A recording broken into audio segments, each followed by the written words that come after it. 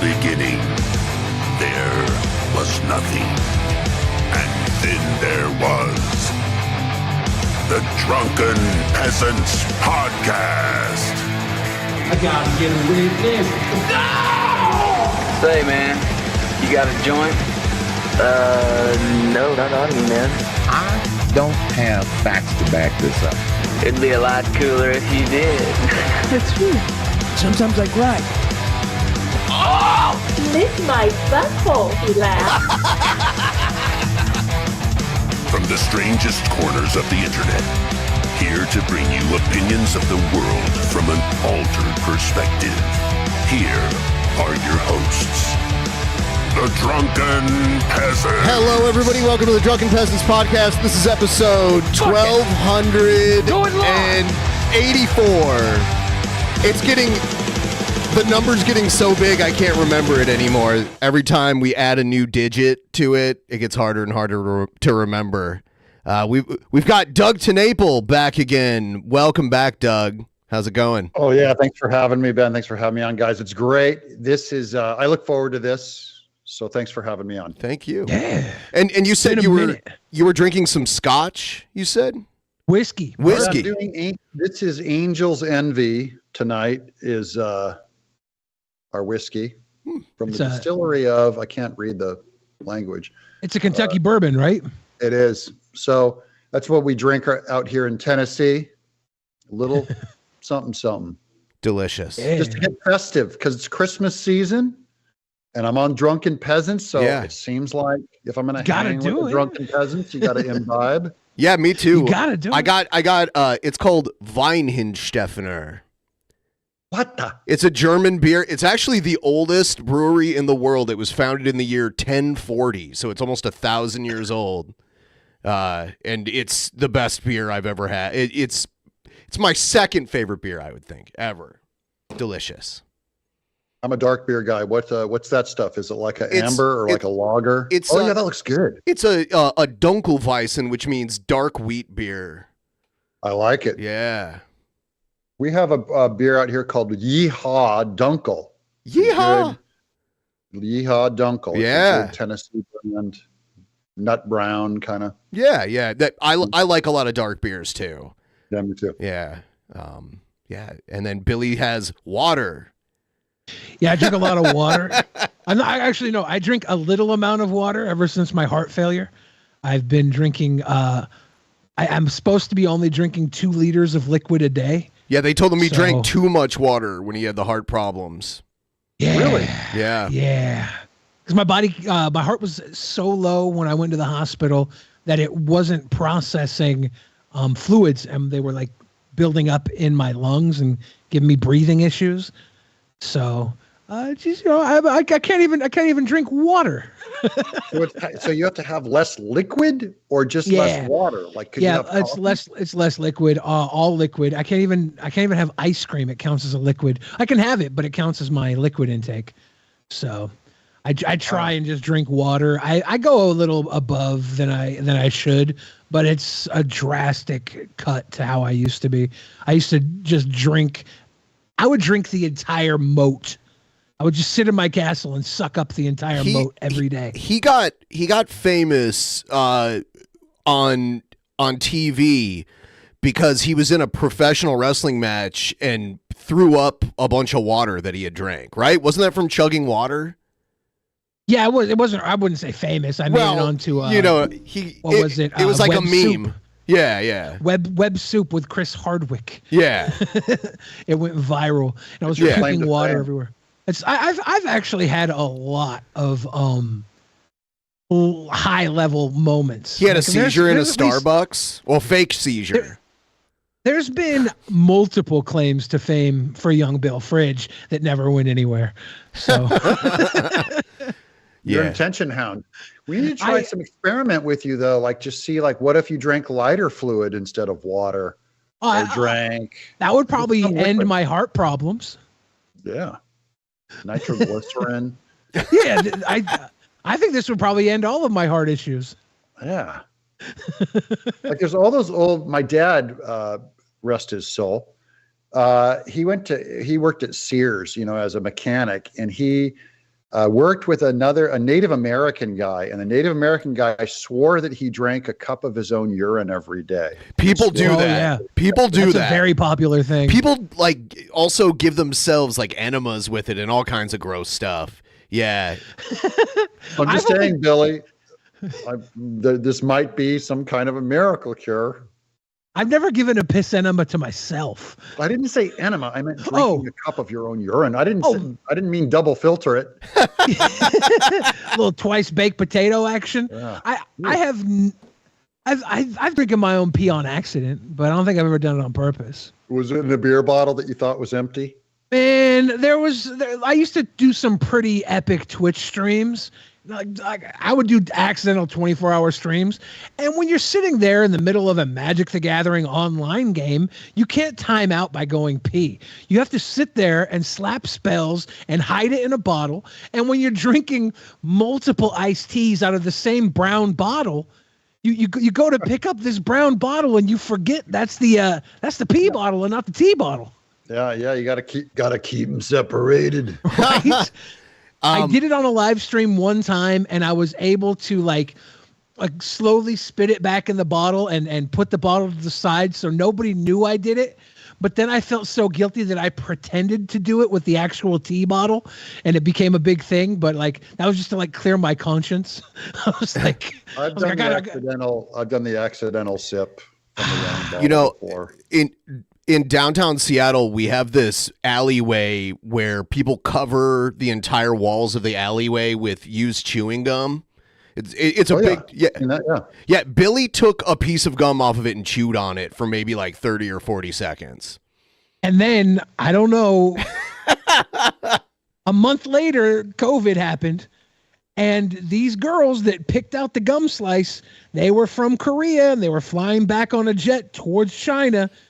I think I might have been patient zero. You were the incubator. You were the petri dish. You created it. I had them pick from a pangolin. It came from a Billy. I think it might have. I do. Gum off the wall. Or that might be the trigger the heart attack. Was that before or that was after the heart attack? That was well before the heart attack. They don't know exactly what got it wasn't a heart attack. It was heart failure. So luckily I didn't have a heart attack. My heart just gradually got very, very loose. Like my left ventricle that pumps all the blood was working so hard that it just became like a loose hole. And I'm not used to loose holes. Like got a nice history with tight holes. And this was threw my whole body off. Now I picture Ben being slightly more germophobic, since we're going to bring up phobias now. Ben, you seem slightly more germophobic than Billy. Billy, I could see eating the gum. You? No, I would not eat the used gum. No. Yeah. Would you eat something if it fell on the floor? Yes, I've definitely done that before. Yeah. Would you eat something if it fell on like a bathroom floor? Well, to be honest with you, one time I was at work. I worked in a call center at the time, and I was in the bathroom sitting on the toilet, and I looked on the floor, like right near where the edge of the stall was on the floor. There was an oxycodone pill sitting on the floor, and I just picked it up and ate it. There you go. So yeah, but you it's wouldn't medicine. You wouldn't do a cheese puff. It's only because it was a drug. Someone dropped their oxycodone pill on the floor and was like, ew, I'm not eating that. I'll just leave it here. And I saw it and was just like, okay. Yeah, that needs to be a good skit you guys could do. Like the drug addict hypochondriac. Is when he's like, he's a germaphobe, but he sees a pill on the floor and he's like torn because he wants to take it, but he can't because he's horrified by germs, like Howard Hughes or something. That is a tough one. You know, I feel like the drug addict always wins. Do you remember the show? The drug addict beats out the. It cures OCD. everything. Do you remember the show Monk? I saw that they made a new one. Like they made like a movie. I don't know if you ever. It was the OCD Detective. Yeah, it's Tony Shalhoub. Yeah, was the star of that. Yeah. Yeah. This is the was last he in the Monk. movie also, the new one? Yeah. Yep. Oh, I didn't know that. I supposed really to be the final Monk film is what they're calling it. Yeah. So if he was a drug addict, he'd just throw it all to the wind and go and get the drug. Maybe. Man. Yeah, what if he was a fentanyl addict? He'd go, screw that. I'm eating all these germs right now. What if he was on a case, very first scene, he's on a case and someone blows fentanyl in his face to get away. And then he becomes a Fenty addict and everything he had with OCD flips. The entire movie. He's cured. Yeah. He's totally cured. But then he's an addict. But fentanyl saved him and then it kills him. But it saved him. That was the best day at work ever. It was 8 hours between his addiction and his death. Doug, did you hear that Steamboat Mickey is going public domain? Yes. I was thinking, like, can you imagine what it's like when Earthworm Jim goes public domain someday? I get it back when I'm what? It's 75 years after creation. So when I'm 100 years old, I can finally freely do Earthworm Jim cartoons again of my own character. But the Mickey Mouse thing is really appealing to me because Walt Disney was a huge influence on me. From when I was in as a kid, I wanted to be Walt Disney. And I don't mean I wanted to be a businessman. I mean, I wanted to create cartoons and make even an amusement park maybe, or rides. So just the idea that Mickey Mouse is going public domain, and we've been waiting forever. By the way, almost all of America's intellectual property copyright law has been manipulated by Mickey Mouse. Like literally it's established precedent. They kept extending it because it used to be 50 years, was 50 years public domain. And then it kept getting extended. And now it's something like 95 years, or I don't know what it is, but so he's coming up. He's the first to go public domain in that was previously protected. And that was the only reason why Disney had the Steamboat Willie logo at the front of their movies, was because Steamboat Willie was actually the thing that was protected. So they extended the license because they changed it to their logo, like whatever, that was like 20 years ago. They started using Steamboat Willie to extend it. And now it's ours. And I want to do a Doug TenNapel Mickey Mouse short and try and do a cute, fun, animated short. You just straight up call it Mickey Mouse. My tribute. How soon is that going to go into effect? First of the year, I believe. First of the year, I believe. I actually have a news story on it. Let me play it really quick. Go. For people and they already did Winnie the follow Pooh. what images and books will go into the public domain next year, 2024 is sending shockwaves through the copyright community. And it's bringing a smile to anyone who wants a crack at creating something with the most iconic image that Disney has ever created. But as West News' Michelle Meredith reports, there is one hitch. January 1st. To most of us, it's simply New Year's. But in the legal world, it's also public domain. Is she Mickey Mouse? Is she Mickey Mouse in drag? The day She's tucked her ears back. Copyrights to all sorts of things come to an end, and you'll never believe whose turn it is this time. That's right. Mickey Mouse. But only, I repeat, only the early version of him. So you animated him, he'd have to look like this for which is, I'm guessing, what you want to do, right? I think you might be muted, Doug. Oh no. This is the only, I'm sorry. This is the, thank you. No. This is the only real Mickey Mouse anyways, is the black and white one where he's a rascal and he swung the cat around his head. He was like in love with Mickey. And then they turned him into a homosexual. They gave him whites of his eyes and suddenly he's tap dancing and he's wearing a suit and he's, he has no, they took the rascal out of him. They feminized him. This is in the 50s. This ain't your daddy's Mickey right there. Looks like Riley. Looks like Riley was in the chat and he sent in some super chats. That's Mint Salad. Oh, is it? Okay. Says that she was at Nick's show in Nashville and she saw Doug, but she didn't go up to say hi because she's autistic. But she says hi now. Oh, you autistic, you deformed person. You should have come up to me. I'd have given you tons of love. A lot of Nick's fans came up to me and I got to hang with them. And I'm pretty sure, I hate to say this, but I'm pretty sure all of them were autistic also. So I don't know what stopped you. But We also got a message from Seth Looks, who says the real question for Doug is, when are we getting new Sock Baby? So that's my short. You can look it up on YouTube after this show, called Sock Baby, which is our sci-fi kung fu comedy that we did in 2004. You know, we've talked about doing more episodes, but they were just so fun and cheap to make. And it's back when John Soares, who plays Ronnie Cordova in Sock Baby, we were neighbors, or we were close to each other, so it wasn't a big deal to organize shoots. And now I'm in Tennessee, and he's back in LA editing, so that's not going to happen. But man, I loved that production. We had Doug Jones star in it. We had Napoleon Dynamite. John Heder was in it. Rob Schraub, who created Scud and directed Sarah Silverman Show, was in it. Who else was? Oh, Justin Roiland, who did Rick and Morty, did some animation and did a voice for us. So Doug Jones, Academy Award winner for The Shape of Water or whatever it was. Yeah, where he had the weird fish sex scene. Yeah, he was in it. This guy, right? Friends, yeah, that's him. Okay. I love him. He's a mime? I love him. Interesting. Yeah, he started in mime. Okay. So he was Billy would know this because he's ginormous, but remember Mac the Knife, the big moon? Yes. Yeah. For McDonald's. For McDonald's, that was Doug Jones. That was his first big gig, was being that moon-headed guy for McDonald's. And then he won an Academy Award for doing merman sex? For doing merman sex. And I kind of made fun of him for that, going, dude, what do you... Because he's also a devout religious Catholic. So as a fellow Christian, I had to give him hell for being in a movie of fish bestiality.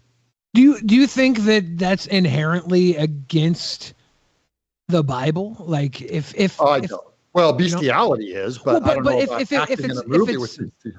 Yeah, if it was an animal, yeah, but if it was a beast that had the ability to consent, does that become still against the rules? You sound like every furry convention I've ever seen. I'm saying we need to know. He wasn't Pan's Labyrinth. He was the hand guy, wasn't he?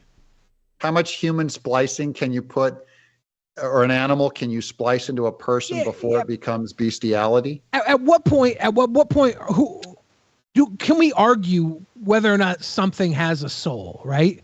Like just because it's not human, if it has a soul, is that okay? No, it's not. Because okay. I'll tell you why. Yeah. Even the Bible talks about animals as being soul-ish. That is, things that are alive are soul-ish. They're not full-blown soul, but if you look up the Hebrew, it's a weird thing. They're alive, but they're not human with a human soul. The word is literally translated to soul-ish. Okay. I'd be all fancy if I could remember the Hebrew, but I'm not that good. But so you go, well, what's the forbiddance of bestiality? It's kind of, man's nature, and you know what man does when he's left alone with a herd of sheep. Oh yeah. And God says no. And so now the question is, like, what happens with all these human animal hybrids are coming? They're already like grafting human ears on mice and stuff. And you just go, well, what if a man was only, say, 0.5% monkey? He's got to be more than that. Like, we need a nice furry base. I would prefer a tail. You know what I'm saying?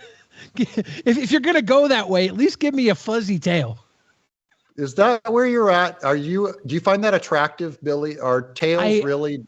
I'm like a whole different level of blasphemous with what I find attractive. I like to be worshipped. Like I like to be the highest person in the world to my partner. I want my partner to worship. That's normal pride. That's normal pride. Or normal, paternistic, the paternity. Your dad, you're the king of your house. That's saying that, what's a more better friend than man's best friend? Oh no. I'm kidding. Look, what if they find Bigfoot? Do you guys believe in Bigfoot? No. I'm from the Northwest.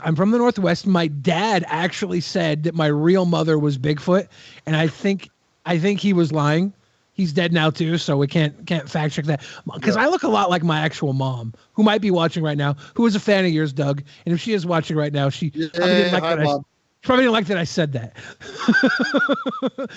My dad was a bit of an ass, but yeah, I don't not believe in Sasquatch. Like when I'm still driving down the highway in a wooded forest, I'm like looking out in the back of the woods, trying to see if I catch a curious one, but I never do.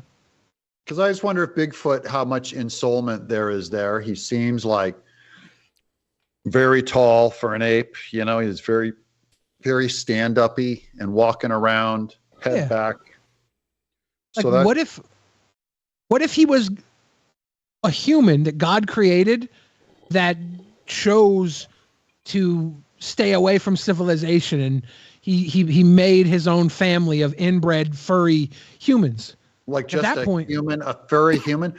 Well, those are already Saudi Arabians, so we have those. Yeah, but they actually have civilization. Like, what if Bigfoot is just someone who had to pick the berries off the top of the tree, so he just naturally grew a little taller than the rest of us humans who had the berries delivered to us through farming? If he's human, you're allowed. I'm just saying that's what I mean by what makes someone an animal. I do assume that ensoulment is a uniquely human characteristic. Like a human soul is a human soul. So even if Bigfoot had his unique Bigfoot soul, or they're talking about aliens coming down. Do you guys believe in aliens, Ben? I believe that there's more than likely life on other planets, but that's not the same as believing that they're intelligent or that they've mastered the technology to make it all the way to our planet, because it would have to be from a very far away planet, not anything close to here. Right. So in general, you're a no on the bubble-headed asexual. Yes, the ones that come and visit us. I mean, there could be there could be a planet of really advanced people, even more advanced than us, but getting here in a reasonable amount of time would be the hardest part, even with all the technology you could imagine. You'd need some kind of way of bending space and time, not just traveling fast. Because even traveling fast would take an unreasonable amount of time. You'd have to live like generations in one spacecraft just to make it. Like the people in the middle would live their entire lives on a spacecraft going to some place they don't even know where they're going. Otherwise, we assume they'd have time bending abilities, but Ben, did you see the Tucker Carlson thing this week where he's flat out saying like he believes in aliens, but he believes they're spiritual, supernatural entities? That would solve, Ben, the time physical limitation problem if they were already bound here on Earth, performing some kind of deception, possibly encasing themselves in some kind of a body, and then they might be reproducing with people. They might be here among us and invisible, but just not the pure materialist atheistic thing where that's what I hate about science fiction. It's so atheistic. They're like going, there has to be an atheistic explanation of everything. You cannot bring in supernature. I go, but supernature, solves a lot of problems with science. I don't really think explanations that don't necessarily include religion are atheistic explanations, though. I'm using it as shorthand. Okay. Doug, you're a very tall man, right? 6'8". 6'8". That's very tall. I'm a tall man. Maybe you're the Sasquatch, Doug. Do you think that we're descendants of Nephilim? Do you think anybody over 6 feet tall is a loose descendant of Nephilim? Why is it 6 feet tall? Why don't we start at 6'4"? Maybe those are the Nephilim. Because I think 6 foot is the breaking point. I think. Why? Why do you think that, Billy? Is it because you're just slightly over 6 foot? I would say I'm a healthy 6'2". I'm a very unhealthy 6'4", but I'm a healthy 6'2". That's tall. I don't know why I assumed you were shorter. Weird. It's because I'm built like a ball. I'm a round male. 6'8" wide. Yeah. Like as tall as you are. If you add my width, I am towering over you. Hey, are you for giving you guys extra seats on a plane? Yeah, and I'll tell you why. I went to Billy's grade school class reunion, and every one of them said they sat next to him in class. It's true. Southwest started offering the free companion seat back when they kicked Kevin Smith off for being fat, and he complained about it. And they secretly have been giving free seats to fat people the entire time. And the reason this works on Southwest is because they don't have a boarding itinerary. It's first come, first serve. So rather than having someone feel obligated to sit next to the fat person on the flight, they want to leave that seat open, not only so that you're not crunching up against some random person on the plane, which ends up happening on every other flight. Like if you're booked on a Delta flight, those are predetermined seats, and if you just happen to buy a seat next to the fat guy, you're probably going to spend a lot of time under his man titty. And I've been there. I've devoured. I had one guy just disappear mid-flight. He disappeared inside of you. I'm not sure where he went. He was eating the sandwiches trapped under your skin. He might still be finding crumbs. I don't know what's going on, but I know how terrible that is. On Southwest, when they give you that companion seat, it also gives them an opportunity. If there's another big person, they can put them in the other seat. There's like a middle seat between both of you, and you both can share that extra space. I've had that happen before.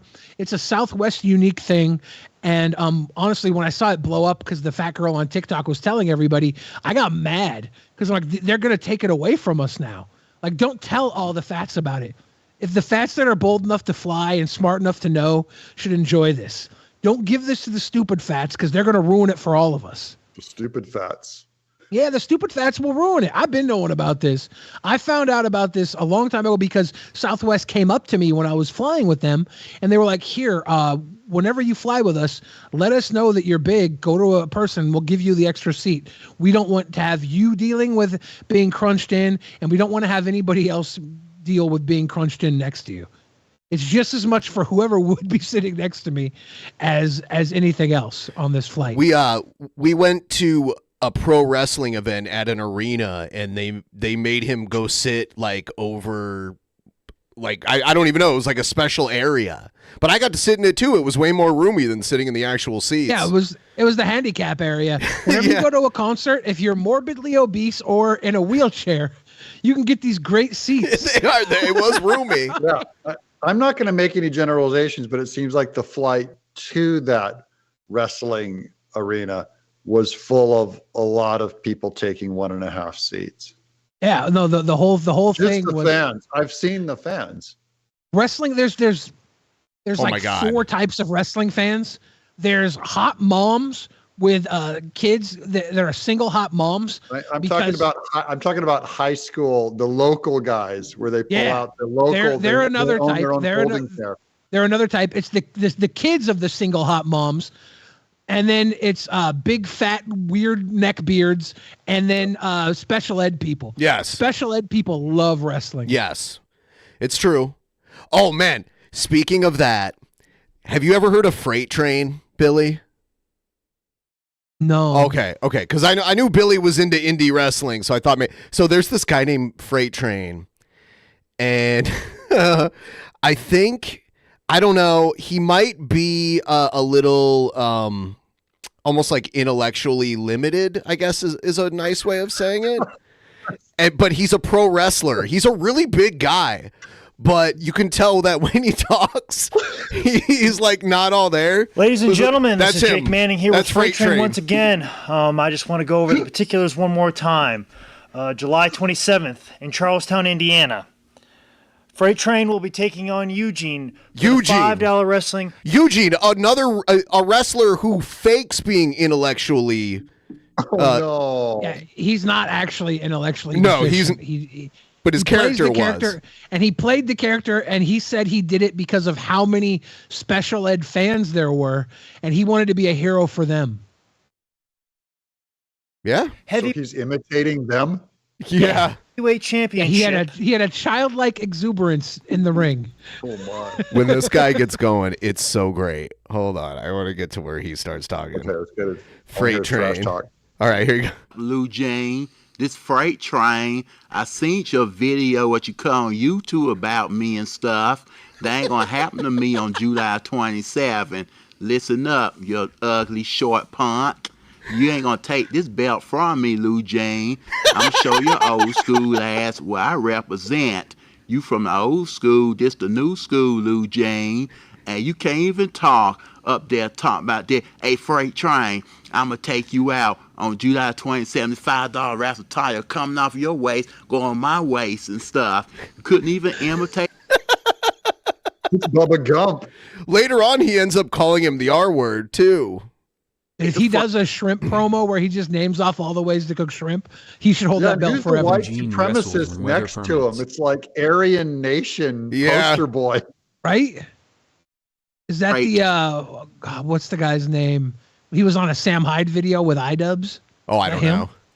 I'm not. He breaks up though later on. Look, he has that Andre the Giant has a posse as his shirt, but it's Freight Train. It's like a Freight Train parody of it.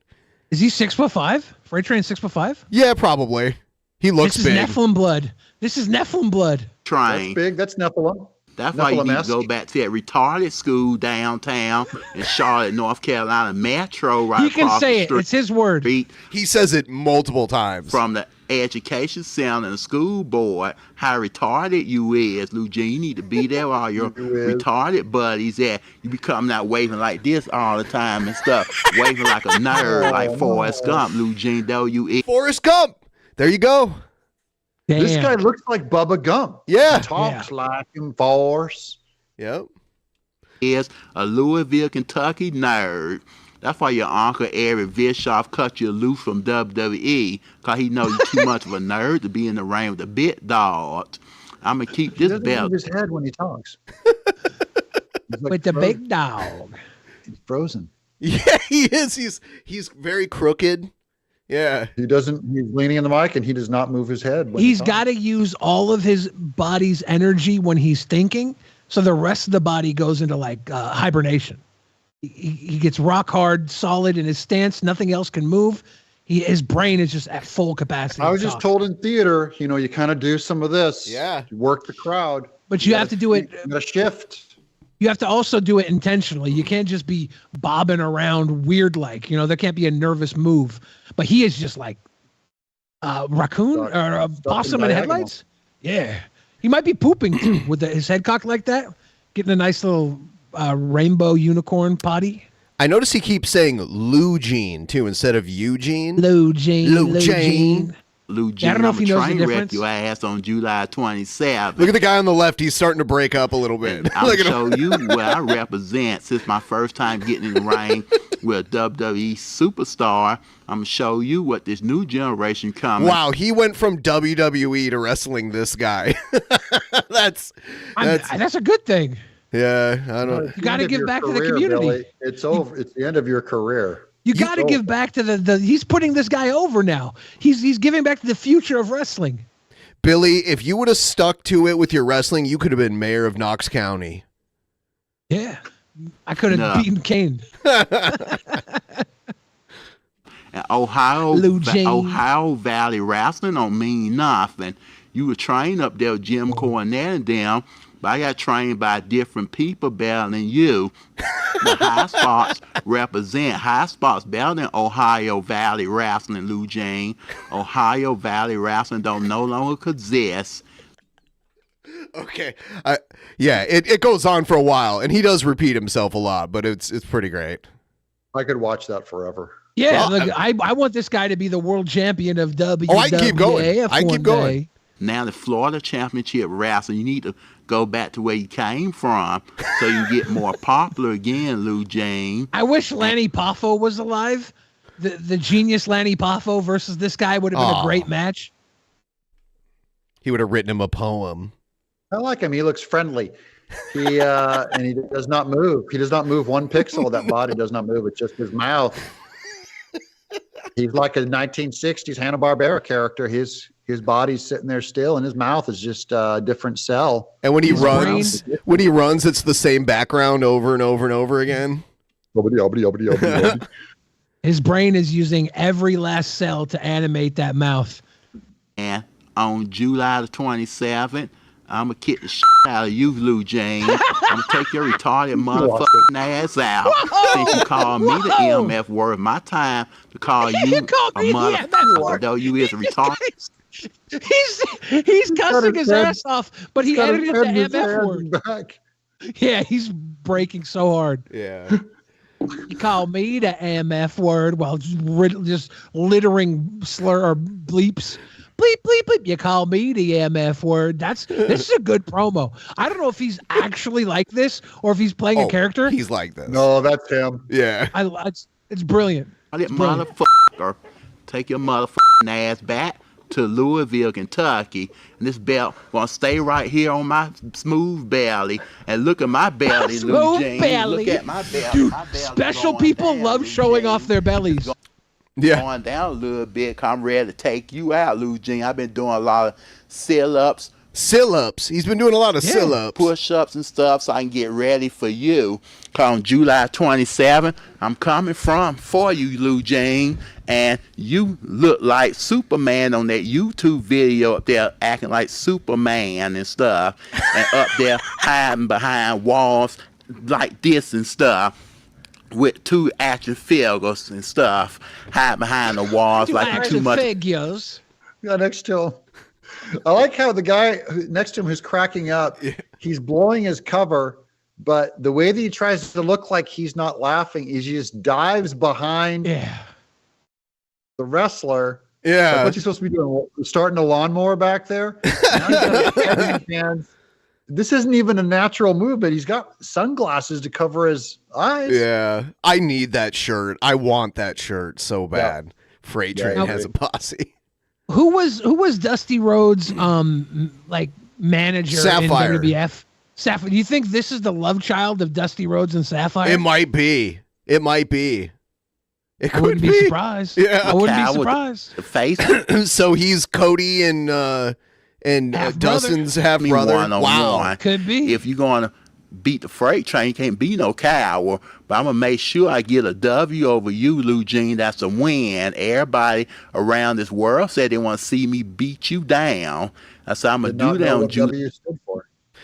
Yeah, that's W means win. Do you think that stands for win?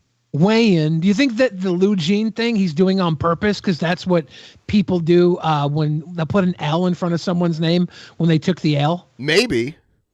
Because he could be actually hip with this. Maybe. That's kind of that's a good gag if you did. Yeah. I'm coming for you, Lou Jean. This belt gonna stay right here on my smooth belly. Coming for you. Charlestown, Indiana ain't gonna be the same. My smooth belly. All your family members in Louisville, Kentucky, they gonna have to go home crying because they're gonna say, "Hey, Lou Jean got beat by a freight train. Lou Jean got beat by a freight train. What we gonna do with him? He got beat by an upcoming star, and he a old WWE superstar. We need to call Uncle Eric Bischoff on him again so he can come back and give him a whooping and stuff." That's what they're gonna say about you, Lou James. He's like, "Slow down, okay, freight train, we're done." He put his hand on his back. He's like, "This match happened this summer, right?" Yeah, I watched a little bit of it with. Did I watch it with Scott or no? I watched it with Asterios and Hannibal. We watched it, I think. Is Freight Train as good a wrestler as I hope he is? He is not a good wrestler. Did he at least beat Eugene? No. I don't think so. I'm gonna beat you, Eugene. He's a good trash talker. He's going. Yeah. I think I have that's good. I think I have another one. Please, no. I have a brief statement I've prepared, and then we will take one question and one question only. Smile. Folks, so please. There's like that room is empty. There's an action figure collection on the walls, right? Is that what that is? I think they're wrestling out of a warehouse. Yeah, there's like a collection of action figures covering the back wall there. It's probably a training center, and he's still wrestling the training center matches. $5 wrestling. They probably have. He's got. I don't know.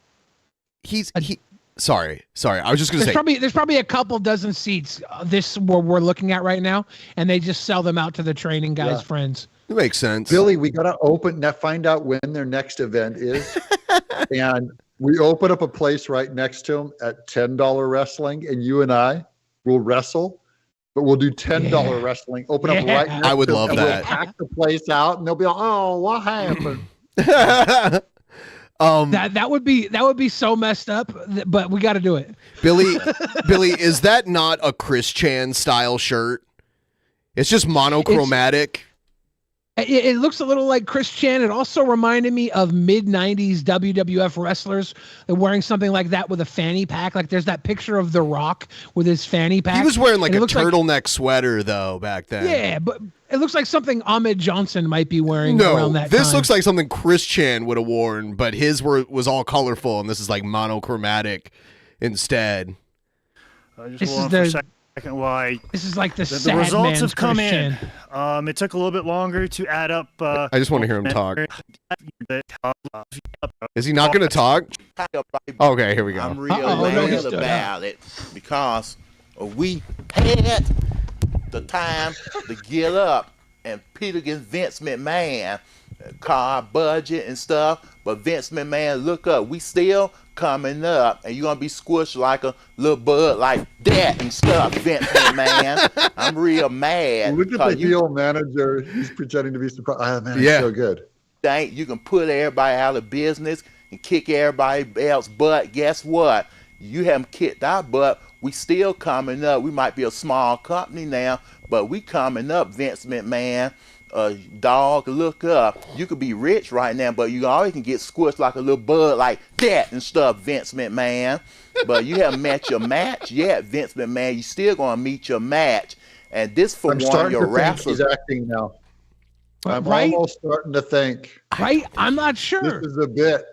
He could have like a little brother that is like this, and he's like lived with him his entire life, and he's like he knows it down to like a T, and so he's like playing that character. But don't natural people, like even me on camera, I edit the heck out of myself because I can't string 3 words together. This guy's like flow of consciousness, full vocabulary. This sounds like a little more accomplished than he's looking. I don't know. Like I've met some people that are very, very good at delivering a promo that aren't all there together. yeah, this is programmed conversation. He's not saying anything that is groundbreaking or new.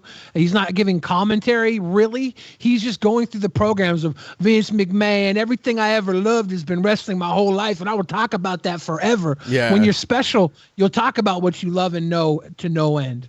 And But it's- without a it's- hit, it's without a mistake. Oh yes. Oh yeah. Even like when everything is a mistake, you don't notice any mistakes. even like I went to high school with this guy that was like very low functioning autistic. Yeah. And he would just rattle off baseball statistics without any pauses, and they would all be correct too. So yeah, like you talk about something you love, you can just go in on it forever. Knows to stand up and squash you like a bug. Yeah. No, it's really good. It's like he's and maybe these are things that he's like learned through training, because he has to have a pretty good cognitive awareness if they're going to put him in a ring with somebody and not hurt them, right? Yeah, So he has yeah. to- so he could be playing into the level of this and still be like this. He could know that he just gets them going, and as long as they hold the microphone in front of him, it's stopping would be the only mistake he could make, right? He has this confidence. He's good. Yeah. Vince I McMahon. kind of want to. Have you seen the movie Peanut Butter Falcon? No. Yes.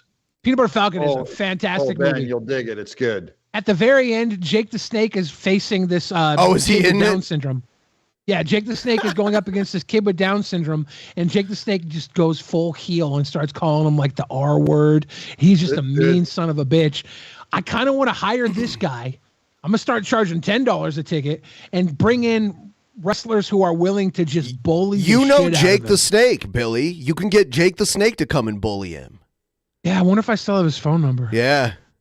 I think it I would met be great Jake the to just Snake book- through Billy. So like Billy knows Jake the Snake. It'd be great if we booked all these wrestlers to come in and just be the meanest, dirtiest sons of bitches against him.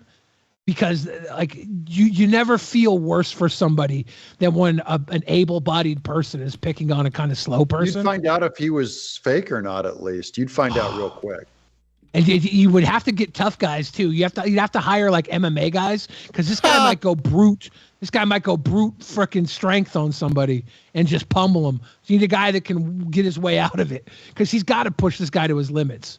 Okay, I'm hitting a pause on my microphone. I'm going to go use the restroom. You guys Sure. keep going. I'll be right. All right. I'll be right back. All right. You think Doug's going right now to steal my idea and hire a bunch of bullies to pick on this guy? It looks like a while back this this promo was uploaded like years ago. Looks like 4 years ago. The one we were watching before. There's a video of it that says "retard promo" is the name of it. So now's a good time while Doug is going to the bathroom to remind everybody we still have Actual Mania coming up towards the end of this month. So you don't want to miss that. You should go back and watch the epic battle, Spin Till You Spew, me versus Jeff. Also, that's all available on Patreon. All the $33 level patrons, you can get this cool sticker before the end of the month. You just got to sign up for the $33 perk at any point before the month ends. If you're already a patron, you can step it up to the $33 level. You just pay the difference, and then you get some cool stuff. If you go up to the $50 level, you get this person. No, you just get the shirt. You can get red, you can get blue, you can get there's a bunch of different colors. There's like 20, 30 different colors. So don't miss that. And Ben has promised to only give pink to any sissy boys who order. So if you're if you ask for it, we're only going to give pink to you sissy boys. Yeah. Now I'm drinking from the Stein. Is that the Stein you got from Costco? Yeah, but it's not the same kind of beer. It's a beer that I like that's from Belgium now. It's called Lef. Prost. Clink. Clink. That's all the beer I can drink. Is a clink. Welcome back. I should Doug. get a beer because I'm using my my whiskey bottle as the camera stand. Yeah. So I can't refill my hooch. Yeah, now I've got a different beer and I filled my beer stein with it. Oh, look at that. Let me go get one. All right. Yeah. We should have told Doug to get something he could set the camera on so he could finish his hooch. Damn it. Coming up on Friday, January 5th, the 10th anniversary of Drunken Peasants. You don't want to miss it. We're going to be streaming for 10 hours starting at 2 p.m. Pacific time and going until midnight. So everyone who's listening and watching right now, mark your calendars for that. We've got Do you guys do stuff for New Year's? Are you doing a New Year's show or a Christmas show? I think this might be the first time in years we're not doing a New Year's show. Normally the show does fall on New Year's Eve for some reason. And this year we're actually not doing one, but we do normally do it, and it's usually a little longer. But our 10th anniversary episode, our 10th year anniversary episode is coming up on January 5th. So we're doing a long stream that day, and we've got some of our friends that live in the general area traveling into town. And we'll have, because we have a good amount of room here, and we have like a couch that, 3 to 4 people can sit on, and then we have 3 spaces around like the main table here, so we can get like 6 to 7 people in here. Everyone has everyone has their own microphone and headphones. Where are you guys located? Where are you locally at? Bellevue, Washington, just outside of Seattle. Yeah. So basically Seattle. Mm-hmm. Yeah. Where we have the best liberal minds in all of the world. You know what? I was a little. Can't how's fix that going homelessness. for you? Well, How's you that know going? what? Honestly, I'll tell you, we get a lot of free fentanyl on the buses. There's residue all over the buses. I was a little concerned because we had around the time all the George Floyd stuff happened. 3 cops killed this black guy in Tacoma, which is Tacoma's like south of Seattle. And the 3 cops were on trial for murder, and they were just all acquitted today. And there was like a protest building in Tacoma earlier today. But I don't think it got out of hand, thankfully. I feel like if the trial would have So do happened you like think- 2 years I ago. wonder if the Black Lives Matter brand, how much power it has left. Think they, I don't know think they if blew it their has wad? much. I think that I think they kind of ran their course. Do you remember the warlord of the Capitol Hill Autonomous Zone when they shut down part of Seattle and they had the guy that was It was dubbed like the 3 warlord? blocks.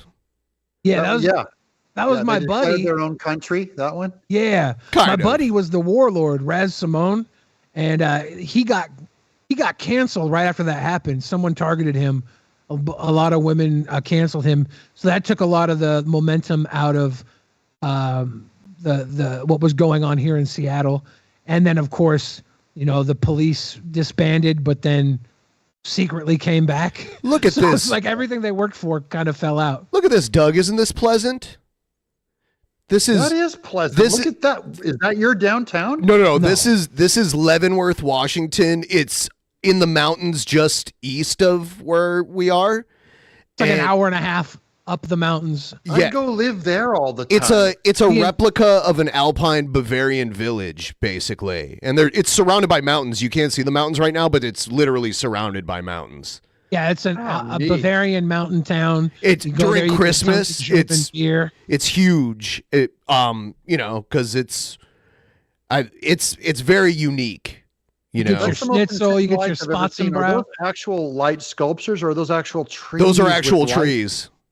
Yeah. Dang. That's a little park right there. See, it doesn't snow a lot in Seattle, but up there it does. So Seattleites that want to see some snow, they can just drive up there and they'll get it. That They have doesn't look candy like shops. it's the stereotype of needles and homeless people and feces everywhere. The needles don't make Well- it up the mountain. Well, I mean, where I live, that I only live like a 10-minute drive from actual Seattle, and it's not like that over here either. Yeah, I know. If you go 20 minutes in either direction of this town, you find some good methers, but that's about it. They're not going to let The methers Everett hang around here. tweakers. It's people, I go to San Diego every year for vacation in July. It's just the most wonderful place. It's my favorite place in the world is San It's Diego. very nice. What's your favorite place to eat in San Diego? You got a restaurant? Oh man, dude. Anything Mexican food is Baja correct because it's on the west side of the coast, so it's all pico de gallo. Yes. Incredible carnita, crisp, everything's deep fried. It is. Yeah. with Have you been to fresh Cabo? guacamole. I've been to 2 places in Mexico. I went to Cancun, which I didn't like, and I did Ixtapa Zihuatanejo, which was amazing on the west side in an island Okay. down in Mexico. Yeah. Best food and people were incredible. And Yeah, Cabo is I don't know on what the it's like now. Baja, so it has like that Baja style Mexican food, which I like a lot too. It's the best, and you can't get. I'm here in Tennessee, dude. You go to a Mexican place, and it's just, I laugh every time I go, yeah. and I cry. It's like that with me because I grew up in Ohio where all the Mexican food was trash, and then I moved to Albuquerque and it was like totally different there.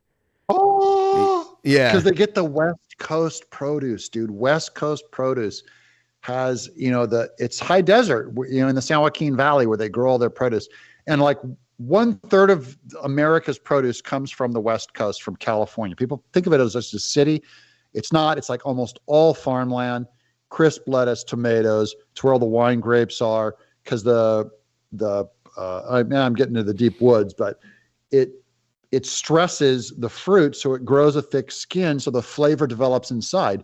Come out here to Tennessee where it's all bloated with humidity and all this fruit gets all fat with water. You cut open a tomato, it looks like a crime scene. Yep. Yeah, watery tomatoes are terrible.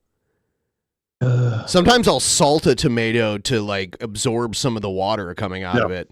I'm with you. I'm with you on that. So California, the big thing, San Diego, Mexican food. But all my friends, when they see me go take a trip to San Diego, they're going, "What are you going to do?" What do you mean? What are you going to do? They were like, "What are you going to do about all the guns and the homeless people and all the minorities? They're going to kill you, beat you up on the sidewalk." I'm like, "Dude, San Diego. I go to downtown San Diego. There's like one little tent city for like half a block. And yes, it is covered in urine and hepatitis, but the whole rest of San Diego is like a billionaire's paradise. Well, I mean, some of the biggest billionaires in the country live in the Seattle area, so it's, you know, there's a lot of stereotypes. Same with Portland. People think Portland's like this wasteland. There's obviously nice parts of it, and then there are some. But it's like 3 blocks are so cracked out that you don't want to be there. They're all kids with green dreadlocks, and they got needles broken off in their arms. And the rest of Portland's beautiful. Yeah, well, Portland is beautiful. Yeah, I mean, there are. I mean, it can come in patches, you know, like sometimes like certain neighborhoods might have their their bad part of town where you don't necessarily want to go. But when you watch the videos of people like slobbering and defecating on themselves and they're incoherent and they're laying around on the sidewalk, bent over, crashing out, those videos, they're true.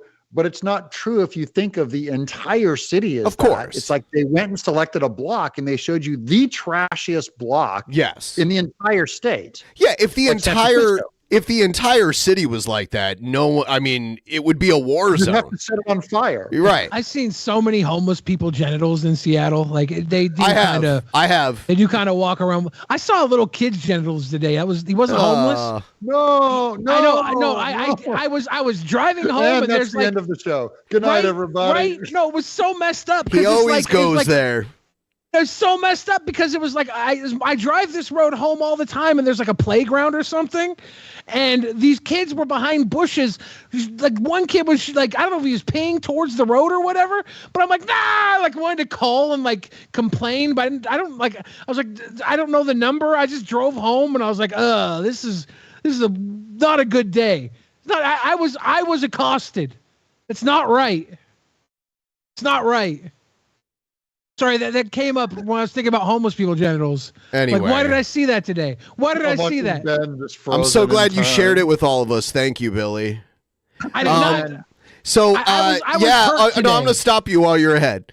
Yeah, I mean, like never stop. I've seen people poop in front of me and stuff like that. Yeah, like you walk out of a coffee shop or whatever, and there's some dude just like pooping on the sidewalk. That has happened. But I usually avoid it. I mean, like you can't help but run into it. If you go downtown, you're going to expect to see it. Full of toothless moonshine. But still, Ben, you got to admit, can be applied to it wasn't normal expectation to see people pooping on the sidewalk 8 years ago. It's in the last 2 years that you go, oh yeah, there's a guy pooping. On the sidewalk. No, I saw it 8 years ago. I moved here about 8 years ago. Yeah. All right. 8 years ago, they used to go back and poop behind dumpsters. They had the courtesy to poop behind dumpsters. That's right. Now they don't care. They're just free shitting. I saw a guy peeing towards me when I was driving. He was peeing. He was on the sidewalk, and I'm like, I don't know if he was trying to hit my car. On the hood of your car. Yeah, I'm like, what are you doing, man? There's literally everywhere else. You could turn around and pee against this wall. But he was like, no, I have nothing to live for, and I'm going to take you down with me. Are you guys on Twitter? Because suddenly Twitter, like in the last year, my feed, I don't know what the deal is, but it's like a high percentage of people beating each other up, people getting murdered, and people pooping on the street. It's like too high a percentage for my taste.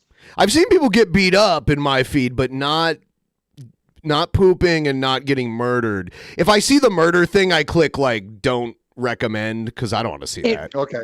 It has to be your algorithm. You guys like dying in car accidents, getting thrown from the car, and the car running over. I don't want to see that shit. I don't want to see that. The majority of my murders feed on Twitter than I've ever seen before. I saw a murder. Of my feed is Magic the Gathering. I don't get any of this stuff. I saw a murder last year in Portland.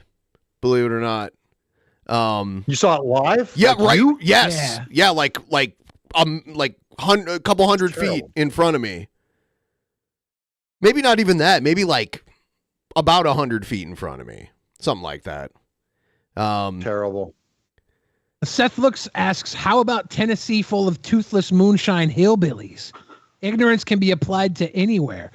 Do you see a lot of toothless moonshine hillbillies out in the city? No, I know they're here. They'd be in areas that I don't traipse. Yeah. The idea that The idea that there's as many toothless hillbillies as there are homeless people or illegals in America, I don't think that's true. There are definitely. You ever been to West Virginia? I have been to West Virginia, and that was exactly what I was thinking of. I think the difference here is that these fentanyl addicted homeless people bang my sister, and the toothless hillbillies bang their sister. Yeah. I've been in the backwoods areas of West Virginia, and it gets pretty dark and pretty scary back there. Ding, ding, ding, ding, ding, ding. Yeah. Yeah. They have some of the biggest per capita, some of the worst health problems, like the highest in obesity, like worst in like dental health and that kind of thing. But it's a beautiful and similar to black populations in ghettos of cities. They have a high in these areas of Lily White, West Virginia. They have a high fatherless rate, high crime rate, multiple arrest rate. So the crime statistics match because culturally they're doing the same thing. Can you think of a realistic way? Can you think of a realistic way to cure poverty? The only way that we know of so far is capitalism. That's the way that we know that there's the most effective way to cure poverty is to unleash the mini greed and industrialness of every person and make them free to make money. So now, what we know creates poverty is jacking with work and profit. Is there a way to have capitalism and not have it eat at the freedom of everyone underneath it? Well, capitalism is freedom. Well, didn't the great? But we're not currently in hold capitalism. On, let me right? ask him though. Didn't the Great Depression create poverty though? And it was under capitalism, right? It was. Well, we're a capitalist society, so and especially back then, right? Yeah, but they say it was prolonged by 8 to 12 years because we went in and tried to fix it. That is, we went in and put the hand on the scales and brought in the Great Society and paid welfare. And when you pay people not to work, they don't work and they get their money. How did the poverty get created?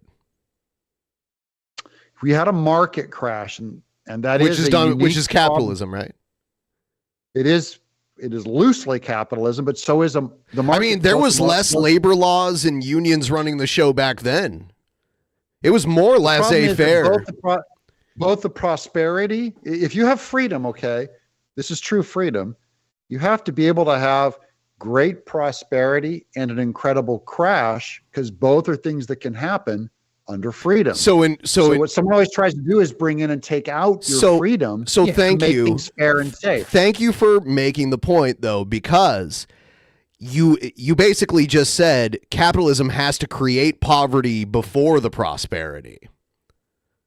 No, I didn't say before. I'm just saying they're both reasonable things that can happen under a free world. Is both poverty can happen and great wealth and innovation and prosperity can happen. Because all the prosperity came later It's blind to both. It's blind to both. But the prosperity came later, after Hoover, under the prosperity Roosevelt. Came before also. It's both before and after, because you'll get times of prosperity, you'll get market crashes, which are only free market corrections of things getting overvalued and mutated, and they correct back to what they're going to be, and it appears to be a crash that appears to create poverty. Didn't the economic prosperity of the Great Depression, wasn't that corrected by things like the New Deal and that sort of thing? No. I believe the New Deal was the problem. It was. We still use infrastructure built by the New Deal till this day. It created jobs. We do use it, but this is my own opinion. I believe it is a permanent drag on the prosperity that could be happening, because we have entitlements and welfare programs and things like that are a drag. They're not a contribution. They're things that we choose to do. We may, whether if it's right or wrong, whether if you believe it's right or wrong to do it, we choose to help people not because of freedom or market principle, but because we want to do good. In this case, we want to do something moral and good with the government that says, if you fall between the cracks, we're going to give you money. So I think in capitalism, poverty is a necessary part of capitalism. I don't think you can ever fully eliminate poverty. Well, we don't have capitalism in the United States right now, right? Like not laissez-faire capitalism. We have the greatest form in the world. It's just not pure capitalism. Yeah. We don't really exist right now in capitalism because the many at the top of capitalism use social programs, like the farming system is socialized, and the bottom of our country don't partake in capitalism without the social welfare that allows them to have just to be the cogs in the machine sending the money back up. Right? There's different types of capitalism. And we don't, I mean, like, there's laissez-faire capitalism, which is capitalism without government intervention. That's like pure, almost like pure capitalism. It's an ideal. It's impossible to achieve, but it's an ideal that you strive for. How do we get people on the bottom to partake in capitalism without giving them social welfare to be the basically to fund everything? Well, what we know is that we have trickle up economics going on right now, right? Yeah. It kind of goes down to, who do you blame for when something goes wrong? If I do something wrong, I was just talking to a friend about this the other day, that, my dad was hard on me in my teens, and in my early 20s, I blamed everything on him. Anything I did wrong, I could sit there and just say, it's my dad. My dad did this. Well, once I met people who were actually abused and didn't blame their dad and overcame all their problems and took personal responsibility, I got inspired by them and started doing that myself. And I just think, whose fault is it if a crackhead takes crack and dies, or if a guy creates an incredible business and it succeeds? Whose fault is it? Critique on such a unique art. Sorry, style. We might look into that later. Yes. My dad was a crackhead, and he was also one of the probably one of the most hardworking crackheads to ever live. Like he would only usually do crack on the weekends or when he was laid off. Like if he was working, he was clean. And he was getting laid off all the time because he worked in shipyards. He was a ship fitter. He built ships. He would go over to China. He would work in China building their infrastructure because America stopped building theirs at a certain point. And when I was born in the 80s, he was very well off, and he thought he would have a good job for the rest of his life. And as he started to get laid off, they caught him smoking weed, and they told him he'd have to go to rehab for weed, and if he didn't go to rehab for weed, he'd lose his job. And so he went to rehab for weed. He was able to keep his job, and he needed some sort of medication because he had issues and he wasn't getting proper medication. So he turned to crack because it was out of your system in 3 days. Mm-hmm. He was a crackhead, but he was one of the most honorable workers, and he was part of capitalism, and he gave his body to the job. He was a hard worker. He worked himself into early retirement, and he died early because he put, so much work on his body, because that's all he knew to do was to work to get what he wanted. And, I can't blame capitalism for working him hard. He chose to, right? He chose to be that hard worker. Yeah. He chose to find the crack maybe the CIA put it in his hands. I don't know if we could argue about that, but he chose to live his life the way he lived. And I think he died relatively happy. The last 15 years of his life, he had a heart failure similar to mine, and he stopped doing crack for the last 15 years of his life. He quit cold turkey. I was very proud of him for that. You get amazing. He was a kind of an amazing guy to be able to see somebody who worked so hard and was still a crackhead firsthand, someone you loved, someone you respected. He had a heart attack one night. I came home and he was smoking crack, and I was like, I gave him the whole look where I was disappointed in him, and he looks at me, he goes, I had a fucking heart attack tonight. Nobody was here to drive me to the hospital, so yeah, I bought some crack, okay? And he went to the hospital a year later, and they were like, you had a heart attack about a year ago. We have to have a bypass open heart surgery on you today. and he got that bypass surgery. He lived 15 more years, but it was a hard life, and he was right in the middle of capitalism where he wanted to work. He tried. He had a skilled labor that China valued more than the United States. He had to go to China to work. So it's like when I see this capitalism as the answer, I question it because there are cracks, literal cracks for crackheads to fall into. There are cracks, and I want to fix that. You say, who do you blame? I could blame my dad for a lot of my issues. Yeah. When I was a little kid, he used to yell at me for not finishing my food, and now I'm a morbidly obese man. I could blame him for that. I never would, because I know one secret. We're all children in adults' clothing. We're all doing the best we can. Oh. You like to hit your crayons. You like to color. You like to do the little kid shit. To the day you die, you will hold on to those things that make you a child through your adulthood. And we all do that. And my dad had some issues when he was a kid that hurt him that he could never quite shake. And I want to know, everybody who says capitalism is the answer, I don't disagree with that, but I don't agree that we're in a capitalist society right now. I think that we're being held hostage under the guise of capitalism, and we have to figure out exactly what real answers are, because the system works way too good for everyone at the top. Real quick, Billy? Yes, please. Test it? You have two guys. One guy works hard. One guy doesn't work at all. Who do you bet on in this society? In this allegedly capitalist society? One guy works hard.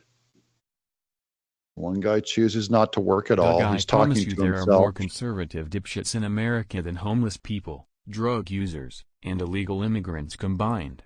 The reason I know is because I'm listening to one right now. That's the reason Republicans get elected. Base take Billy. I do want to say, Doug, what is working hard though? Because there are people that like they work hard maybe in a different way, but they're not like busting their ass at work, but they're making the most money, right? I'll use a personal anecdote as an example. Is people look at my numbers on my YouTube channel and say, what in the world are you doing? Like, how do you get that? Yeah. And I go, I'm not that good, but I'm really good at doing 8 hours a day, 6 days a week for a year straight without stopping. And my channel goes up about 120% every 6 months. So I go to other YouTubers and I go, well, how much time do you put in? They go, oh, I do about a video a day, video every other day, 2 videos a day. I go, oh, I do 5 videos a day for an entire year and I haven't missed a day. Yeah. So I now at the same time, YouTube is an amazing system that I've cracked, right? So I can't explain to people, if capitalist is a system, if the American system isn't enough for you to make it, and you're working round the clock, 8 hours a day, 6 days a week, and you can't make it, I'll only say you have a better shot of making it in this cutthroat, dog eat dog, make it or don't system than you do in a socialist system, or a system where they put their hands on the scales and try and favor certain people and unfavor certain people and redistribute wealth so you don't get rewarded for your work. So I'm only saying I feel more comfortable working in a capitalist system, and I think it's a personality type. And guys, I don't know what you do with the slobbering homeless people, the guy that's talking to himself and yelling at himself on the corner. I don't know how to fix that. Well, I mean, how to help that guy. You're also comfortable with what you know. You've only lived and worked in the American well, I don't know. Have you worked overseas at all? No? Okay. In Japan, I did some work in Japan, but it's very similar to America. I've heard though, in Japan, you can't. It's really hard to find a place to live in Japan if you're not Japanese. They're a little more xenophobic. Yeah. And the whole country is like New York. It's like it is made for millionaires. And I don't mean just like snobby rich. It's like whole family dynasties run entire cities and businesses there. It's just different with the honor. But I had a coffee shop there and I saw how much money it cost to live there. And I'm just like, there's no way I could have made it here. I don't feel like I could make it in New York either. I did make it in LA as a cartoonist, but every artist goes, what do I have to do to make it? I just think if you can't make it in America and you're a hard worker, and I mean a hard worker, and Billy, your dad, I think is an example of a very hard worker. And I get it. The people fall through the cracks. They end up going on crack or they end up dying of heart attacks. That stuff happens. Yeah. I just think in general, if I was going to take a bet on some guy, if I was going to take a black guy and I could plug a workaholic black guy and I could plug him into America or I could plug him into Africa to become a millionaire, I'd plug him into America a million times and I'd bet $100,000 on that guy that he would win. Okay, but what about in like America because of okay, but capitalism. you're saying Africa. What if you took them and put them in like Finland or something?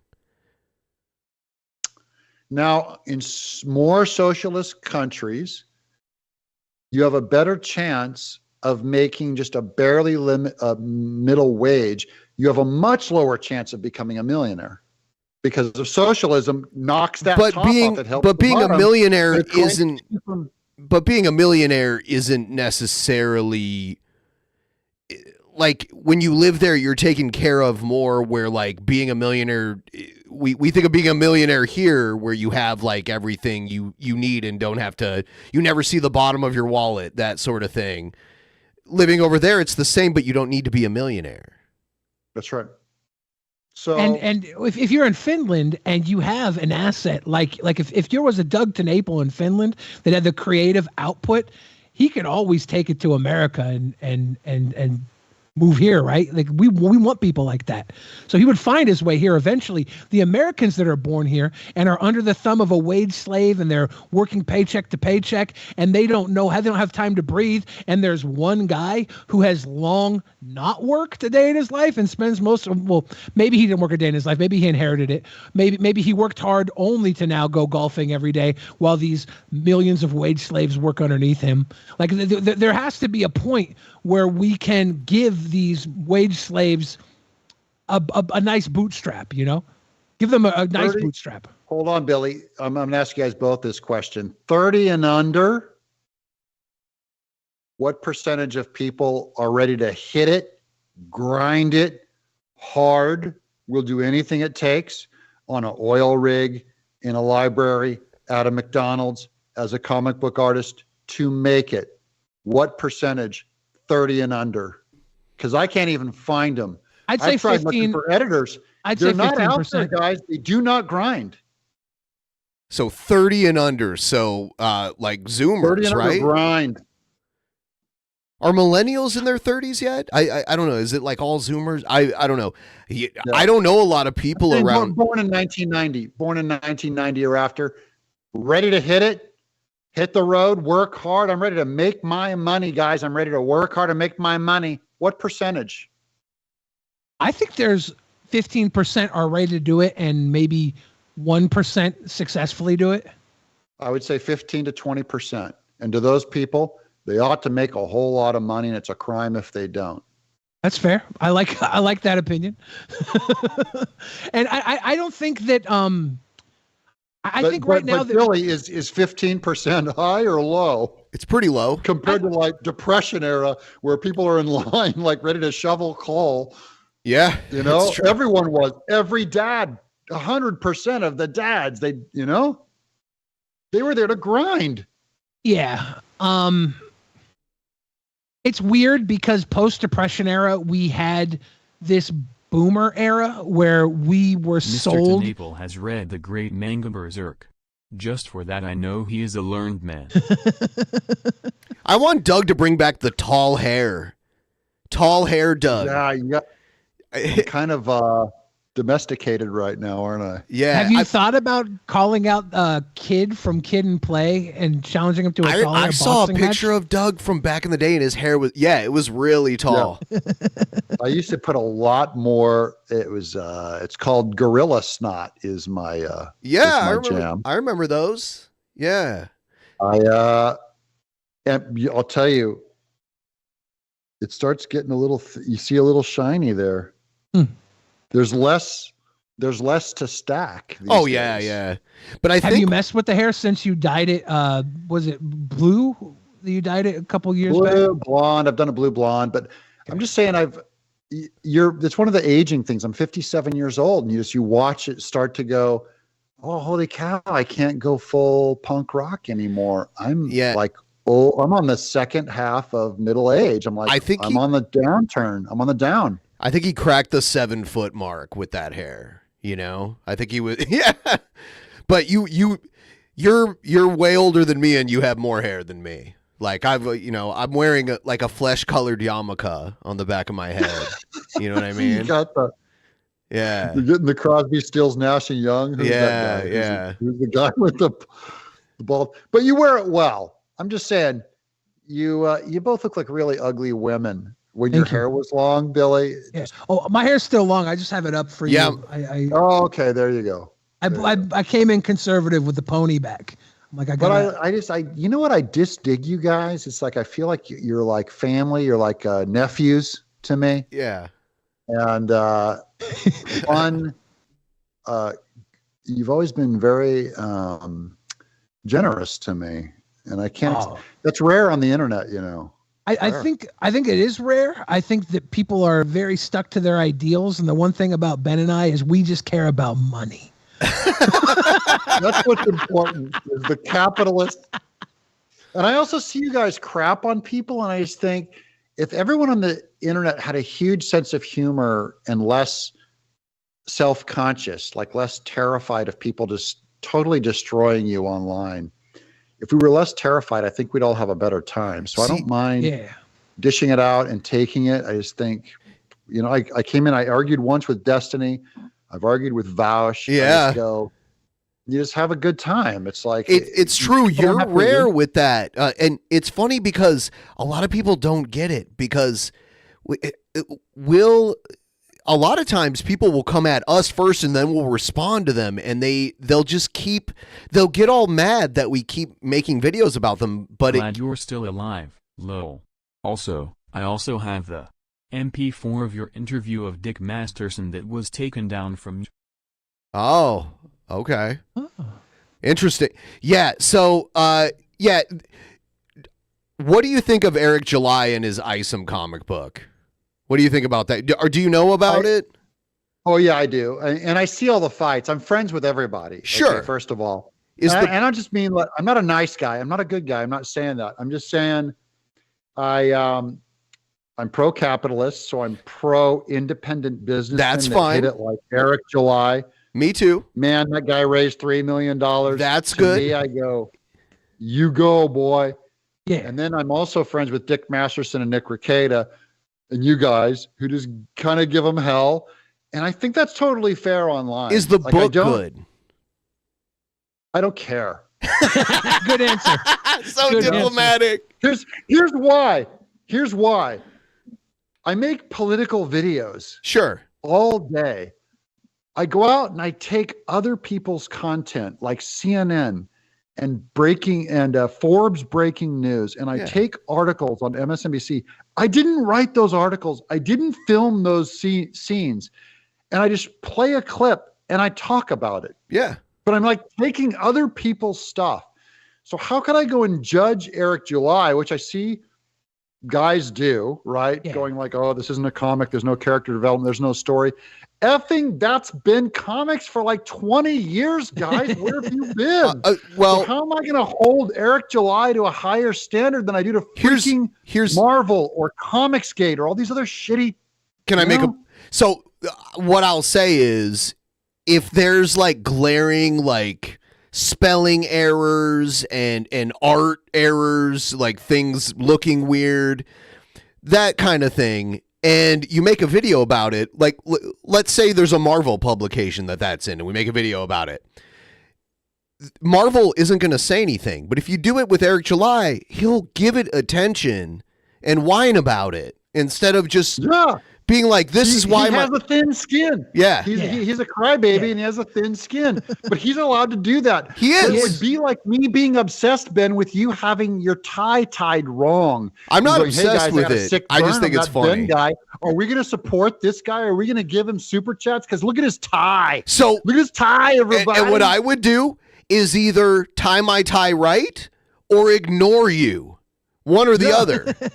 And he Or doesn't do comment on that. me and make money off it. Make money off me by monetizing a feud on the internet, which is the entire internet. Eric July is just doing what everyone He doesn't does. do He's that, brilliant. though. He picks. You're mad because he made $3 million, Ben. Admit Oh, it. my God, Brilliant. no. If I didn't he even made- know about dude, that. If he made $5, you wouldn't be saying a thing. If Oh he no, made no! $5, Remember, we picked on that retarded boy that works for $5 wrestling. Yeah, that's true. We do pick on people who make $5. Yeah. Remember that? Yeah. There. Yeah. Oh, I don't care how much money he made, and I'm good with him making that money. But It's you'll his, admit, Ben, that $3 million does put a magnifying glass on. No, Ethan Van not Sciver with making us. $500,000 on Comicsgate puts a magnifying glass on. I do think we it puts make a fun of- magnifying glass, but I think the biggest magnifying glass is that Eric July raised that money under the idea, like you said, comics has been that way for 20 years. He raised that money on the idea that he was going to come in and fix it. He said he was going to do better. And then he put the magnifying rushes it glass out on himself. Deadlines are more important to him than quality, and I Which want to it say should be.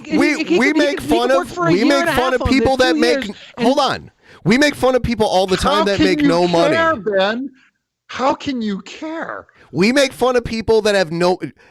It's not. I like making fun of Eric July. I agree. I'm going. Yeah. If you're being serious, though, you guys sound like you're serious. Going like, this isn't. Are You're we not s- playing a heel. he's- Going like, hey guys, we're going to rip on Eric July. He's You a know, I'm low taking cow. sides, and Eric July is way out of line. No, he's not out of line. He's a low cow. He gets milked for his content milk, and that's what he could stop He plays into all of this and makes Yeah. He's a it brilliant makes it he's fun a to come good back. to. businessman. He's a smart, exactly as smart as Dick Masterson, exactly as smart as you guys, Nick Rekieta, and me. I don't see that much of a difference, guys. We're all. He's news not is very smart. He's He's pretty fucking dumb. I'm smarter than Eric July. You should go outside and his go outside fans. and chop wood. Based on results, Eric Sorry July if I was rude is a earlier. successful I'm a little businessman. high. Damn That's right. fine. Dang right. You know what? I'll go out and chop wood. I'll go out and chop wood with you. We'll have a wood chopping contest. Yeah. But you know what I'm saying? Why are we raising a standard on Eric July? If I came here and Because honestly, it's you guys funny right how he now, 'cause I know reacts you guys to are, it. You guys are druggies. Hold on. You guys Yeah. are druggies. If I went after every, what do they call them? Fans only. If I went after every fans only girl and said, they're all trash, they're all evil, they all hate their dads, they're all just porno, sicko, making men weak, you'd come out and defend them and go, hey, Doug, don't be a prude. No, I'd be like, that's hot the way you're describing it, and I'm going to go sign up right now. And I would That's all also Eric say, July is. I would Eric also July. say, That's I all would Eric also July say, Doug. is. I would also say, Doug, if they hate their fathers, why are they always trying to get with people they call daddy? Exactly. I'm only saying everyone is online. The money being passed back and forth is attention and eyes. I get it. Eric July gets it. You get it. You know what I mean? And I put Eric in a really big umbrella of he's doing something great. He's connecting with a lot of people. I don't think the people are giving him money because of amazing character development. True. You know what I mean? True. It's You're the right. culture war. They're paying for that. They care more Everyone about. is. Where else Dude, are they going to put their money, though? Dude, the Colorado Supreme Court removed Trump from the ballot. The Colorado Supreme Court. I'm just going like, they're serving their party. They're doing it well. I think they're evil, but they're doing what they're paid to do. Was Trump You're ever going to win serving- Colorado? No. What's that? Well, in the Was Trump ever primary, gonna win maybe Colorado? because he's Trump not on. is He might going win to the be our pro- next president, other than the Democrats are going to assassinate him. But my point is, all Oh of those, my all God, of those Doug. politicians are all fundraising. Have you ever seen TPUSA? Charlie Kirk, Benny Johnson, all these big Ian Miles Chong. These are all friends. By of the mine. way, they're all making Doug- money on outrage. Doug, there's a True. contingent of the Republicans that are glad Trump isn't on the ballot. He's not on the ballot for the primary either. They don't want him to win the primary. They Trump don't want. is going to win, and he's going to be Oh, president. I think I agree with you. But I do you mean, think chance. he'll be I wouldn't bet it. president? I don't know He's for a sure, but I chance. wouldn't bet money against it. You know, like I wouldn't bet my bottom dollar on it. Do you think I'd he'll be only willing be to bet some president money though? that he's going to be assassinated. He might be. Okay. Do you want to bet on that, Doug? Yeah, because there's no other path the Democrats can do. By They when tried the though? courts, Before they the tried- election? What's that? Would you be willing to bet? Like, what's the deadline on his assassination? Because I'm not saying he would never. Let's do a bet before the election. But for Doug's sake, if he has a heart attack, which we know the CIA can give with ice pellets, he has a heart attack, that counts too, because it was a CIA heart attack ice pellet. I'm only saying, Ben, how much? Now, I would not make this bet that Biden isn't going to make it to the election because I really doubt if that guy's going to survive. But Trump, what do you want to put down that Trump gets taken out by the election? Okay, so Trump. Okay, but hold on. There's a problem because if Trump seemingly dies of because he's an old man. So let's say Trump dies and they say it was a heart attack. You're probably going to say it was an association, right? That's why I'm We saying. have to assume. We have to No, assume. I'm not doing that. No, I'm not betting on that. Okay, here's this. You bet Trump Because he's going to get a heart dies. attack. He's going to He's going to get a heart attack, huh? Yeah, he could have a self-assisted Hillary Clinton-assisted suicide. You don't know. Oh yeah. He's going to hang him. No. Yeah, he's going to put a bullet in the back of his own head. If there was Mar-a-Lago. like Trump got shot, Trump got something like that poisoned, I would be like, all right. I would take that bet. But if they say, okay, they're never going to make. So him would a you take martyr. the bet if They're I never say gonna make him a martyr? They're too smart for that.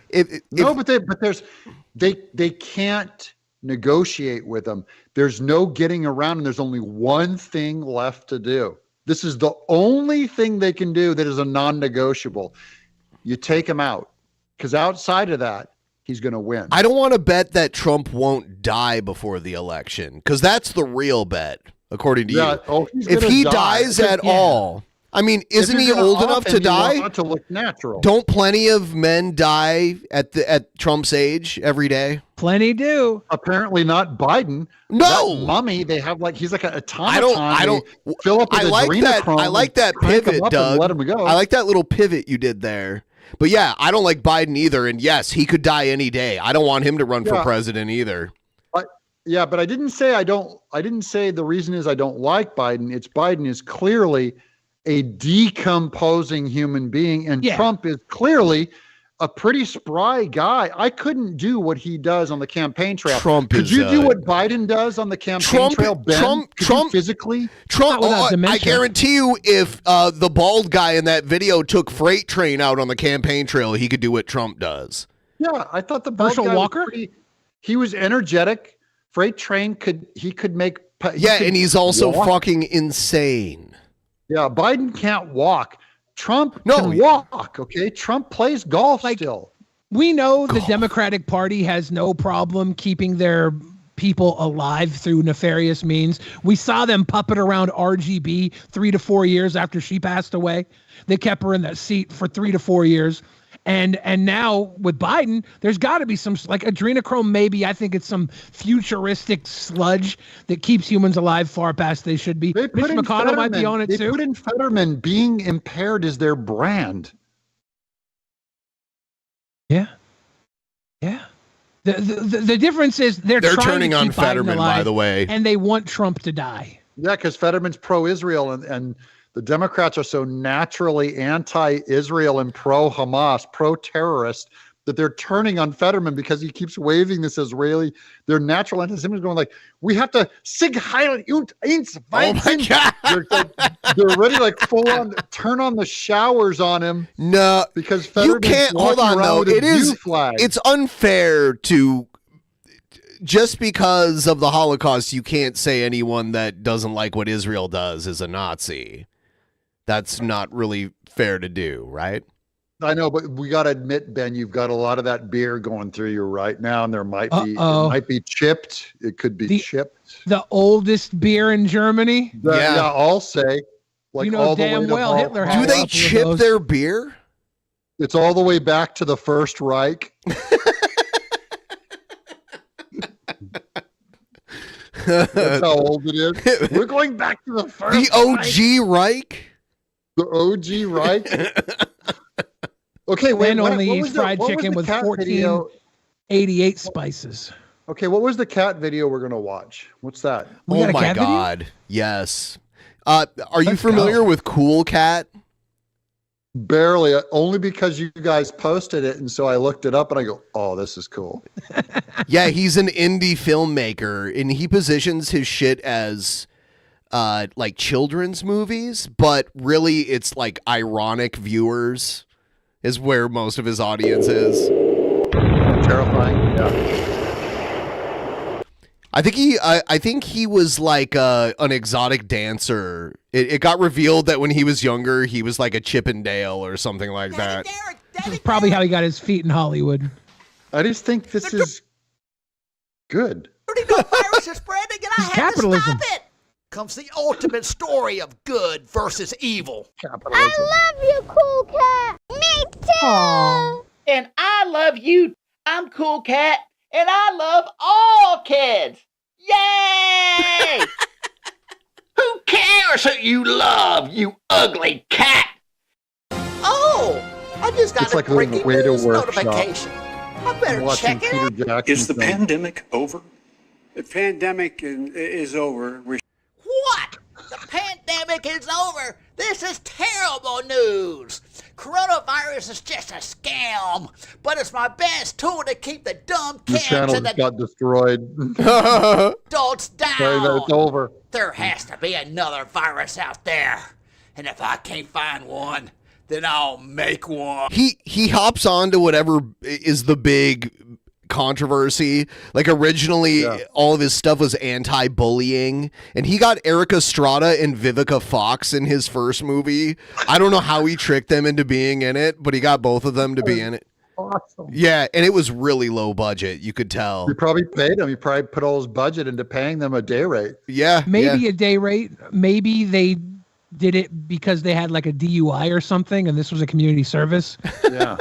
Okay, I just got a rant right now because this is what I love. If there's anything, remember what we started the show on Walt Disney. Yeah. This is a guy that just made entertainment that people loved and just went for it, right? He was always raising money. He didn't do it for the money. He did it because he loved entertaining people. He went to the circus when he was a kid, and he just wanted to put on a show. When I grew up in high school and college, and I was learning animation, it's like I never thought I would get to do this. This didn't exist. Go back to like 1988 when I graduated college. This didn't exist. It's like I will never be able to animate and draw and put on a show, puppets, and have fun like this and show it to people because there's these gatekeepers at these studios. It's the walls are too tall and I'm not good enough. I'll never make it. And then the internet and YouTube comes along. And now anyone can make a show. But you made it before the internet. Well, Earthworm Jim was 1993, 94, so it was video games. So I had legit before it was internet. Okay, so I did have legit street cred behind those tall walls, but that's not. I just don't think that's that great. It's not great to be a Spielberg and a Lucas and make it before those walls came down. Did you meet the right people? It's better to be a Mr. Beast and a PewDiePie is what's amazing. Did you know people to get your foot in the door? Because a lot of people say it's okay. So yeah, I absolutely did not. Because I came in with no connections, redneck from a farm town, learning animation on my own. But still, what we all wanted to do is put on a show. And YouTube, guys, is what I dreamed of. Like I couldn't even dream it. It was too good. The idea that you had a network where you can make a show, anything you want. These guys in costumes, this cat and the dog in the costumes. And it's a worldwide broadcast for free. Yeah. It's the craziest thing I ever heard of. YouTube is the best capitalism has to offer. It's freedom. It's amazing. YouTube is the most amazing thing as a mass media artist. Okay, there's more quality things. There's carving King David out of marble.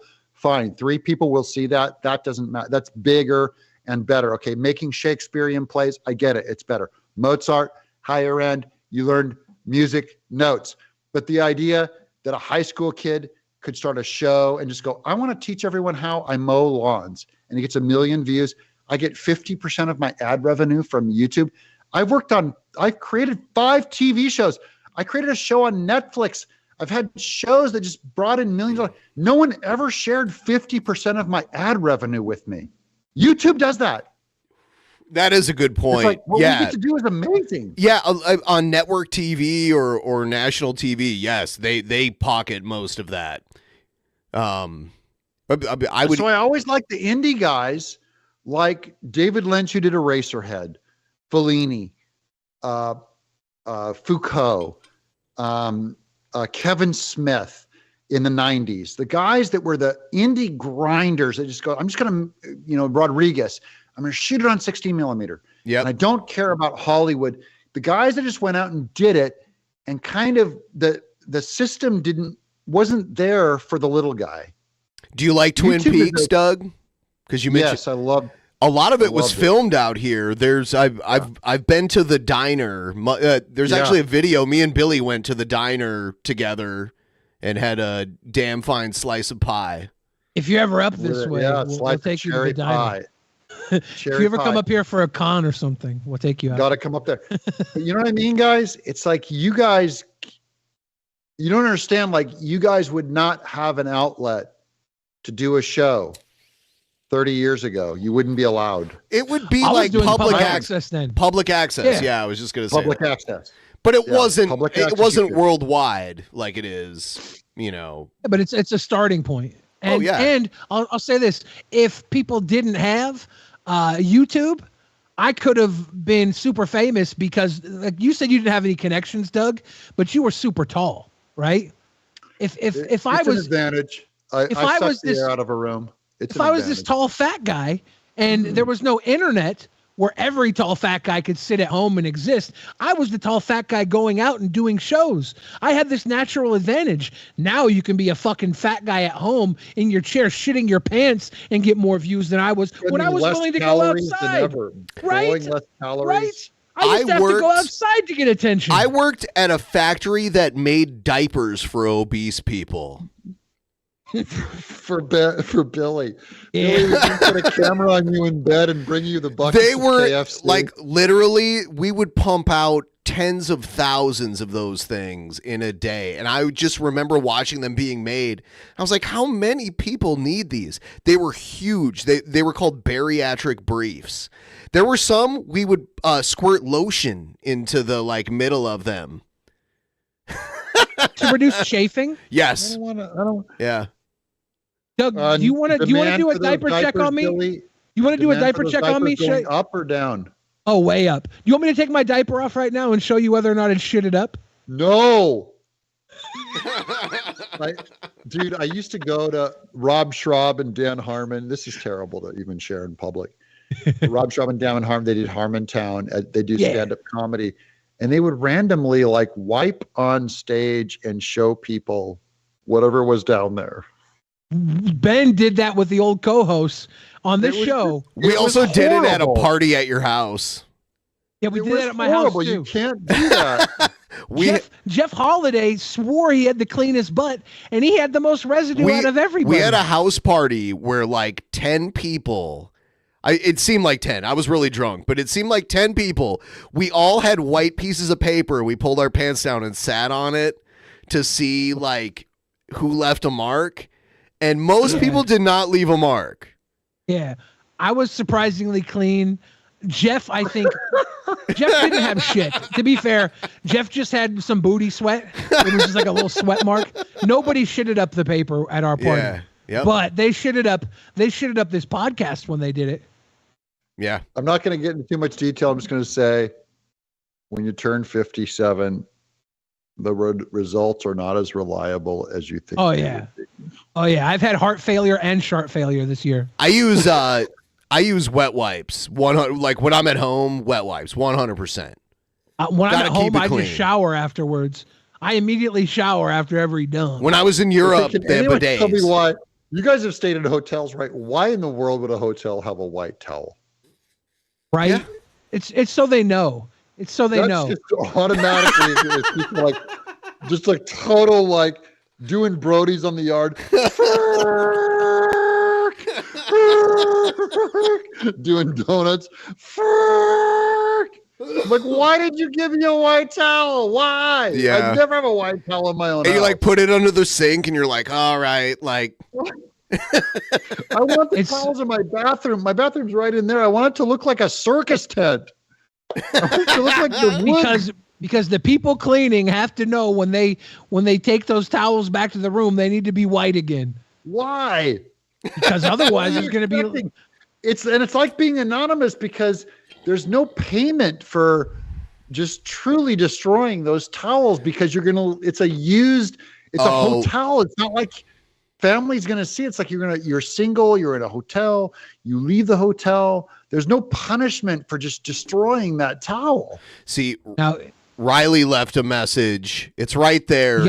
Young Clippa 69 says, one more thing, Doug. Eric July is a false flagger who uses platform policy to silence dissent and claims he doesn't believe in free speech.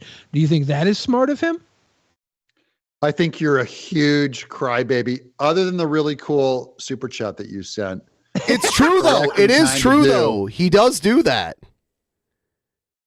It's correct. And guys, on this show, if you want me to come back as a guest, you ought to be super chatting the heck out of these guys because capitalism works. We're going to turn Billy into a capitalist by you guys giving super chats, and then he'll go, the market says Doug is good for the DOLA. Yeah, you are, though. You are. Yeah, I'm already a capitalist. I just feel bad for all of my friends that are stuck under the boot. I'm wearing the boot. It'll still go like, Doug, I feel a spirit moving me to bring him back on the channel because we make double the super chats when he's on. Guys, you got to be super chatting or shut up or you're all commies. If people aren't super chatting while I'm on here, you're commies. Or the commies that are. Hold on, I think they want to be called commies. We need to flip that around. Yeah, half your audience are probably full on. Don't the commies watching right now know they owe us some of their social money? That's part of the contract. There you go. We need the government to redistribute their wealth and just take it from them and make a moral choice on their behalf to fund this show, which is like PBS. It's like PBS. It's like National Endowment of the Arts. All the commies watching right now, redistribute your wealth into our coffers to show Doug who the real winner is. Girl, we already gave everything when Vaush and Destiny were on. Shit. We paid our patron saint, our spirit animals, our butt plug spirit animals. Yeah, I want to shout out to all our Patreon saints, $100 and above. That was the only time we've ever had Destiny on, too. Like, I hardly know Destiny at all. He was fun. He was good. He was a lot better than very Vaush. popular. He's like now way more popular than he was back Capitalism then. does work. Because his wife divorced Ben him. and Billy, the sweet boys. Thank you. Capitalism works. Yeah. You know what? Eric July also, he got sued by the International School of Ministry. I guess they just settled though, which is good. I was over the some kind of a logo copyright or something. No, it was the name ISOM. International School of Ministry. They owned the trademark, so they were like, stop using our trademark. And I knew that they would probably settle. I don't know if it'll probably be private, and we'll never see what was agreed upon. But from what I understand, as someone who's for tort reform, I am totally on Eric July's side on that because that is a stupid, frivolous lawsuit, and that ministry should be ashamed of itself for finding a slip and fall lawyer to take a percentage to going. This is another frivolous lawsuit that should. But not hold on, even though, be taken Isom up by does court. have a cross in his groin area, so people might have been confused. No one wants you back, No, Doug. it couldn't have been. Oh, that's not true. Wow, Goldie, I want Not even Doug close. back. Now, that is the rules, by the way. Is you have to the customer has to be reasonably confused, and no one's ever heard of ISOM. It's not a national name. It's not like you're I using do want to Kleenex or say Xerox. when I heard of Eric July and his comic book ISOM, I searched ISOM and their thing did come up first. It's true, Yeah, but it's not. It doesn't mean they're reasonably I know, confused, but Ben, that's right? not a reason. That's not a. He's still. Are will search have a results right- not a big thing? It's only if you search up ISOM and think this is the international. School I of did Mystery. click on it Why are they a first. comic Scammed book? me out of this I had a $5. band in 1996 called iPod, and all my friends said when the iPod came out, they go, "You should sue them." I go, "No, that would be dumb. That's immoral. It has nothing to do with each other. My band, iPod, IPOD, and the actual iPod machine or whatever Apple was bringing out. I just thought that would be stupid and gay. And so this ministry came out and did something stupid and gay against Eric July. And I'll bet they think they're heterosexual and anti-gay. Wow, I can't believe they're stupid and gay and anti-gay at the same time. Yeah. It pisses me off. Hard to believe. Now, you said your band's name was iPod. What was the meaning behind it? Yeah, how'd you come up with that name? That's really weird because I like the word pod, which kind of is an insect chrysalis thing. I like the name pod, but there was already a band named POD. I don't remember what they stood for, but they were really like big a at the time. Christian new metal band. I think so. So I just named they it. were. I go, we're iPod. And did they sue you?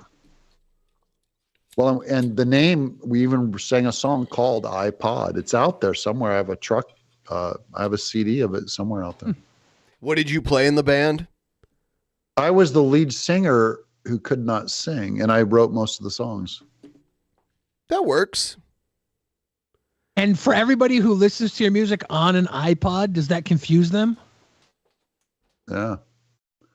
I don't know, because the iPod came so far after our band that we renamed ourselves Truck was our second. Oh, look what you got. Yeah. You have a Pokemon. That's not real. Yeah, she's This is that AI I keep hearing about. she's 2.5 pounds. She's a 2.5 pound dog.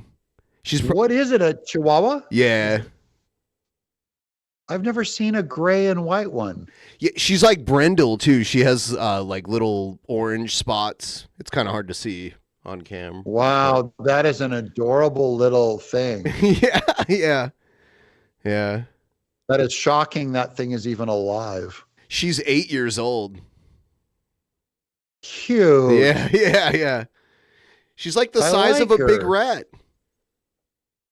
That is true. Yeah. And is she hard to keep warm? Well, she's got some fur on her, so she doesn't need the full sweater treatment, Yeah, right? She can. She's long hair, but I do have sweaters for her. I'm ashamed to admit, but I do. That you knitted. I wish I knew how to knit. Out of Eric July's arm hair. Yeah, that you knitted out of Eric July's back hair. Yeah. I was actually Team Eric July on that lawsuit as well. I wonder what the ending of the lawsuit is. How much he had to Very pay. much. My thing on a lot of these suits, because the fandom and a lot of the fellow creators, right? I have people on both sides of every argument, like pro Eric July, super anti Eric July, pro Comicsgate, super anti Comicsgate, and then everyone demands that you line up and start making a statement. You know what I mean? I want to know, Doug, is Glenn Beck a real Christian? He's a Mormon, so no. I knew it. That's why I asked. Anyway, that's Eric July's boss. See, Eric July got famous from riding the Blaze gravy train. That's where his audience comes from. Hey, mostly. if I got that gig, are you saying you'd turn that down, Ben? Would you be like, Glenn Beck, thank you for hiring me. You're a real Christian? No, I would not say that. That's the one thing I wouldn't say. All right. But I would say Glenn is an ally. Glenn and I have the same value. We have a lot of the same values. We believe a lot of the Was same Jesus things. and Lucifer brothers? I would say no. I would say the Book of Mormon is false. I would say a lot of things. And you notice none of the employees will come out against Mormonism, even the Christians that go work for the Blaze. That's what I'm saying. But we almost sold Drunken Peasants to Russia today before the Ukraine war broke get out. sold, but they were had so us close. on. We were on with the woman who accused Biden of sexual assault, which is true. Well, I mean, I think every politician has sexually assaulted women. Like But you don't especially Biden. twice But not double Trump? baked Biden. No, Trump. Hey, Trump has a whole. I wouldn't put it past Trump. Trump hold on though. You won't because- say for sure because you're saying Biden for sure. Yeah, Biden for sure. The only reason why I don't say Trump is because he's so rich that, like he said, you can grab a woman by the hoo-hoo, and when you're famous. And I, from my time in Hollywood, I noticed that, and it is absolutely true, that if you're famous, I've seen like producers like throw coffee cups at women's heads and then have the women want to go to bed with them after that, the producer. So I'm only saying, like, Can we there's get some no amount of names here? abuse. If you're famous enough and you're rich enough, there's no amount of abuse that a woman won't tolerate, the kind of women that want a famous man. So I'm only saying, like, Trump, the thing he said about like the lady that's accusing him of rape, he was like, not my type. I'm going like, I kind of agree with him that his type is like supermodels. If you look at pictures of her from that year, she was actually his type. She looked like Marla Maples, didn't she? I haven't seen the picture. I thought we pulled up a picture of her, and I thought it was Marla Maples. When we No, pulled no, it up. it was. And she looks like a leather saddle. I don't think it was Marla Maples. It was, or maybe it was. No, it wasn't Marla Maples. It's the other girl, the blonde-haired lady that was some publisher, some fashion writer for Variety. Oh, some gossip columnist. And She looked like not Ivana Trump. Ivana Trump. Yeah, Ivana Trump. Okay, that was it. I'm His just saying, first Trump, wife. This is my thing with all these guys that get into trouble. He could spend go down 100 yards on New York and spend $45 on a high-class hooker and get a better-looking woman. 45? $4,500. What's $4,500 to him? I thought you said $45. No, I said $45, but I'm saying I'm saying the amount of money is abstract, and I'm not saying it's right either. I totally disagree with prostitution. Totally disagree with all this stuff.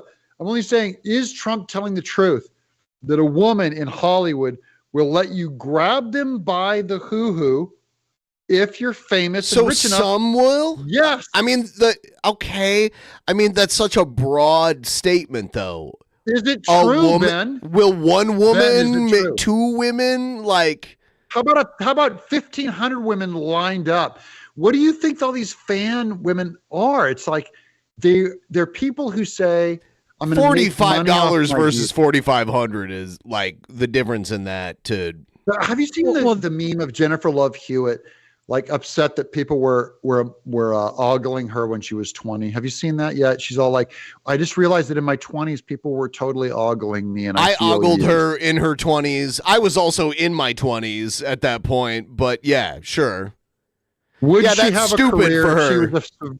would she have a career if she was a severe burn victim with Down syndrome? Maybe a different kind of career. No, not even close. She wouldn't have. The reason why. Doug, have you not seen the burn victim section of Pornhub? She could have made some. No, money. I have not. But I'm only saying that let the me severe send you a burn link. victim of Pornhub is not as big as the Norwegian goddess section of Pornhub. The new South Park is really good about what is it? Cred energy drink. Oh my god, so good. Doug giving off grapist energy. Oh my god.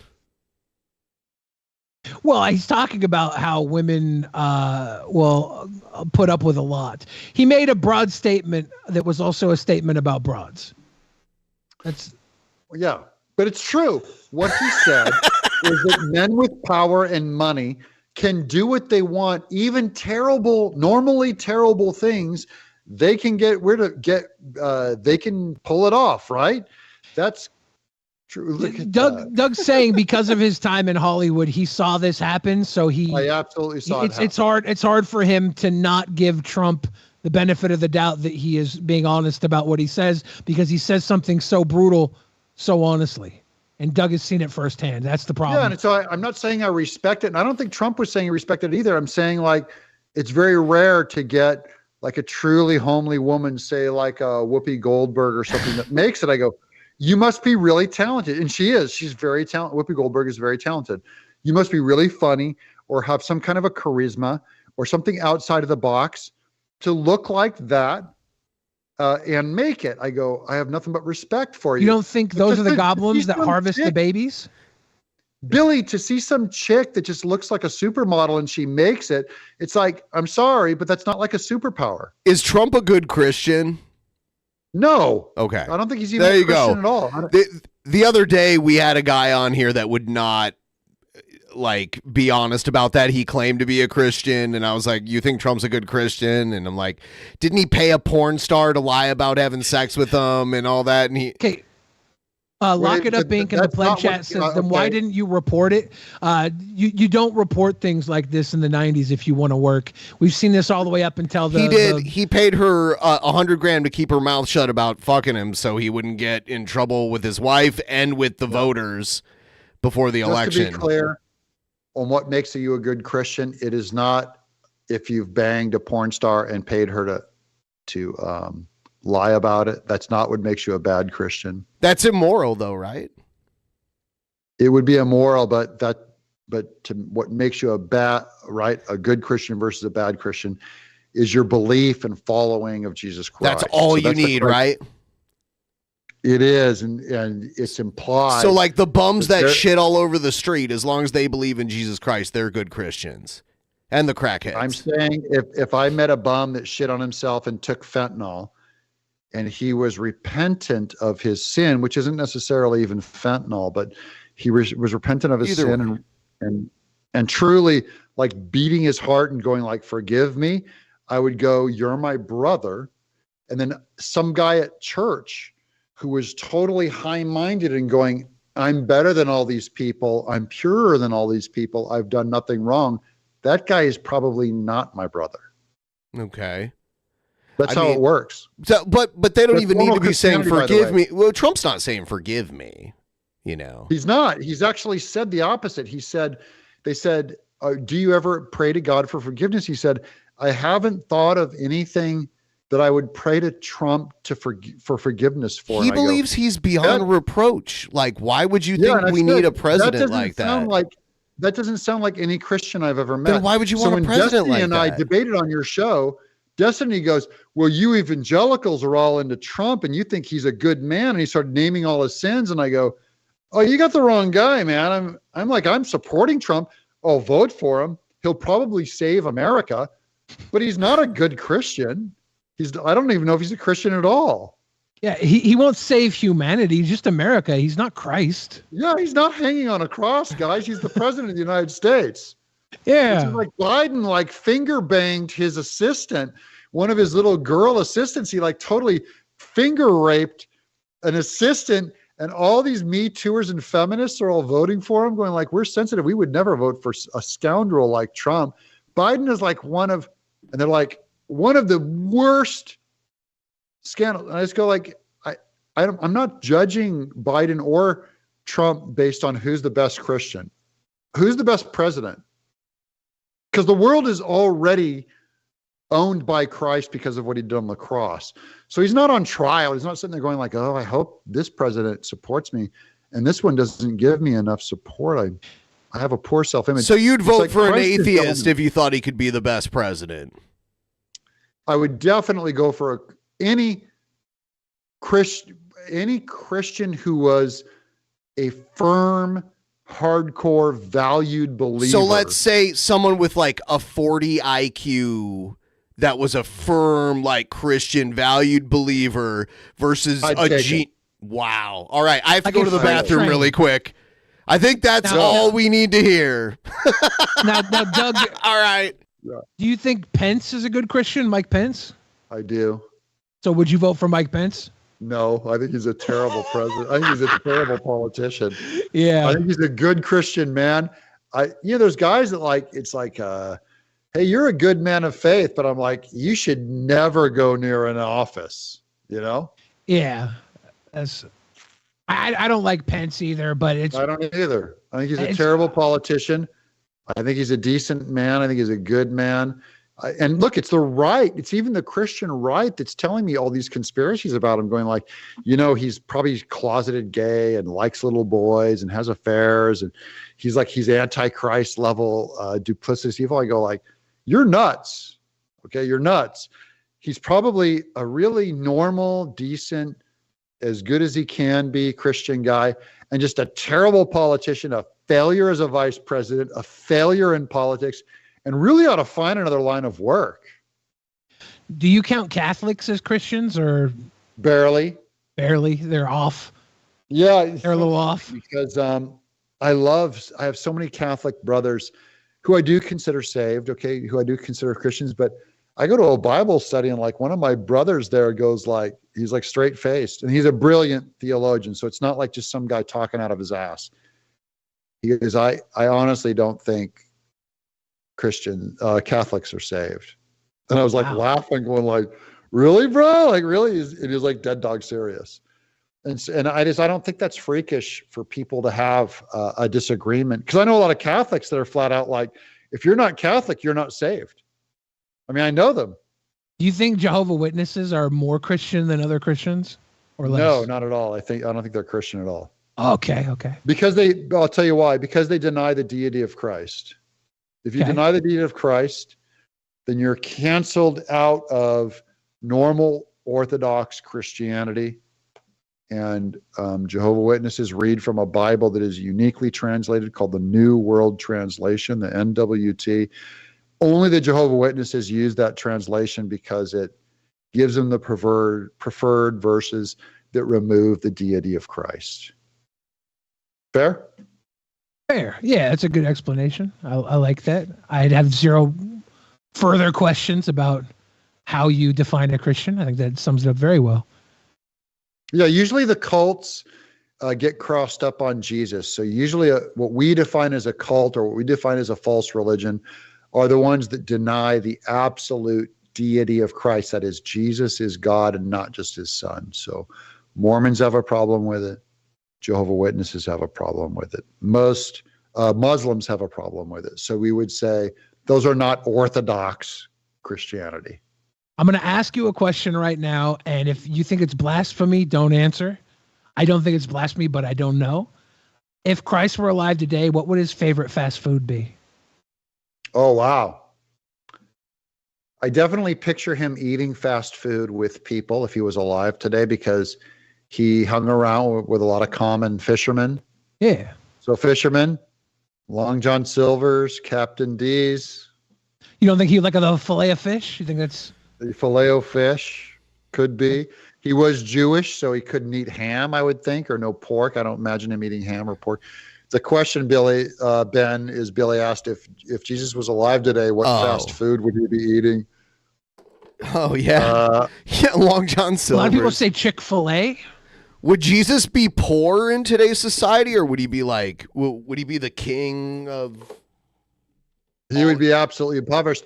He said the Son of Man has no place to lay his head, so he would look a lot more like a homeless guy than a rich guy. It's interesting, yeah. I was raised Catholic, and I've actually been to the Vatican a couple times. That's one of the most opulent places you could imagine. The biggest church you could ever imagine in your life, too. Yeah. It's kind of morbid, too, though, because they have these glass cases where the corpses of popes who have been dead for maybe like 400 years are there, laid to rest, their remains. They wear silver masks and silver gloves over their hands, but their bodies are still there on display. You can't see any, like, I mean, they're nothing but bones by this point, but they're in, or I don't know, maybe they were embalmed in a certain way, but it's so weird. It's kind of creepy.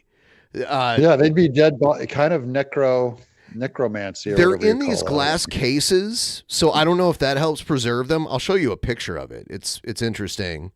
I've seen one of them in a case where they say that it doesn't age, and it's like some kind of a miracle, which is yeah, I don't believe in that shit. Obviously, I'm Protestant. Sure, but Protestants just a wax figure? Protestants were just like they're offshoots of Catholicism. Careful.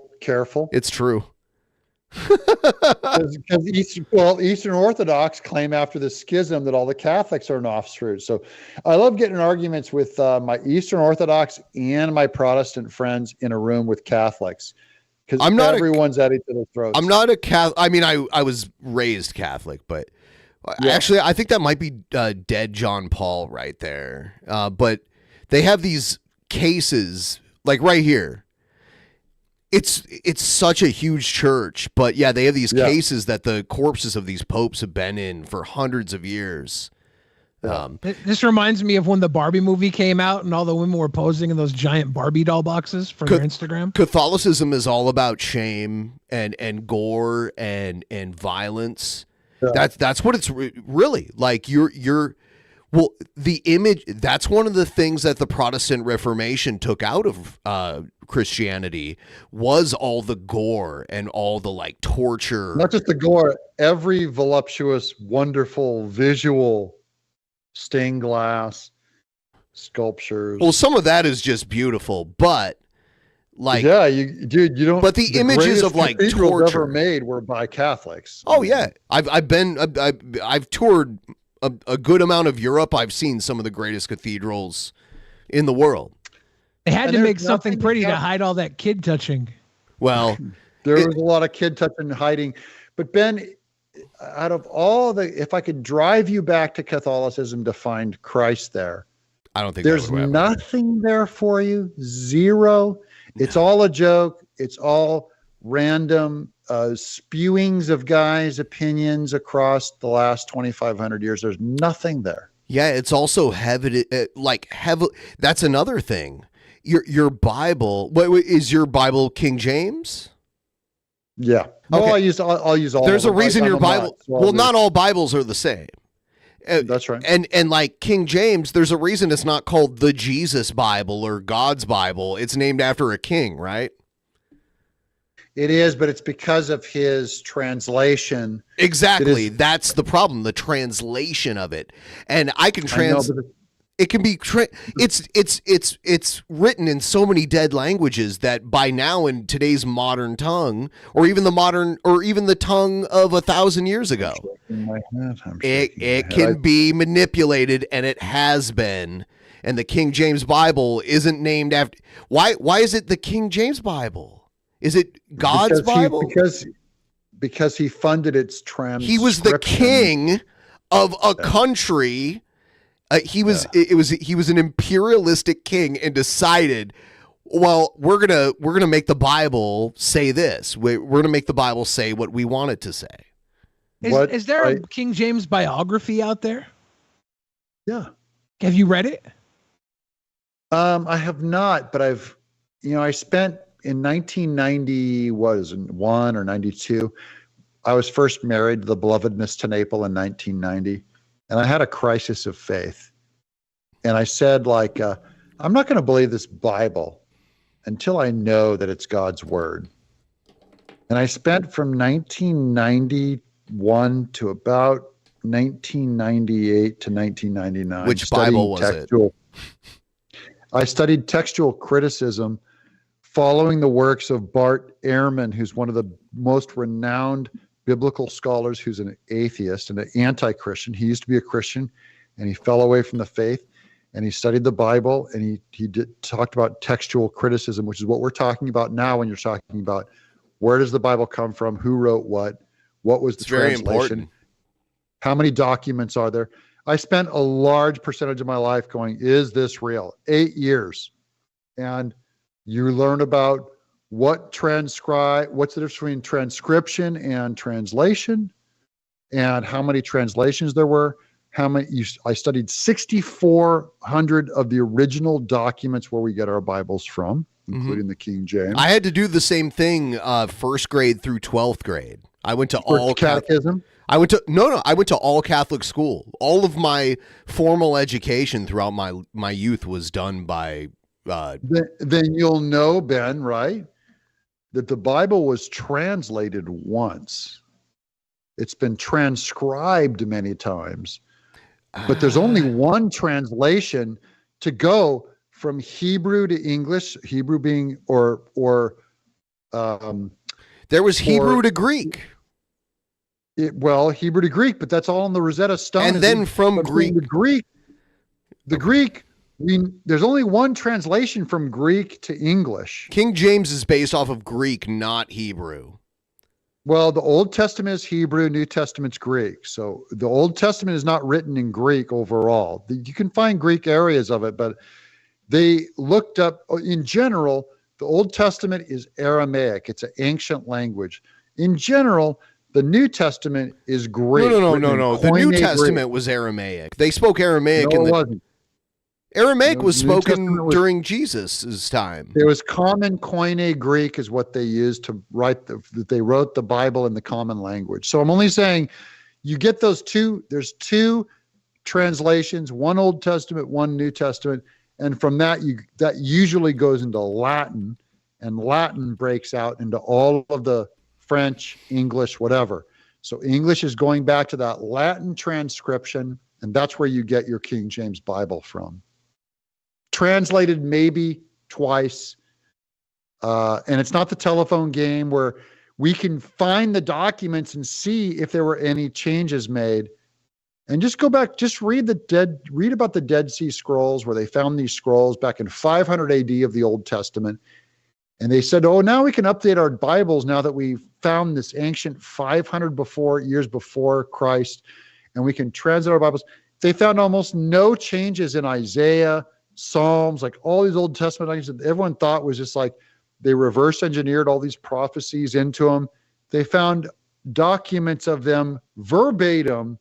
Nothing was changed. I know I don't want to turn this into that kind of a talking point. Well, I do want to say that it's a pretty reliable. I do want to say that there's many different versions of the Bible that say many different things. People choose their own, and many of them were chosen by powerful people who had their own interests in mind. And if they controlled the religion, they controlled the people. And aside from that, I find many of the claims in the Bible absolutely ridiculous. So we're scratching the surface with. I think, Ben, it's fair for you to say that claims in the Bible are ridiculous. I think the translation of they had a preferred translation. The fact that you know that proves that they failed.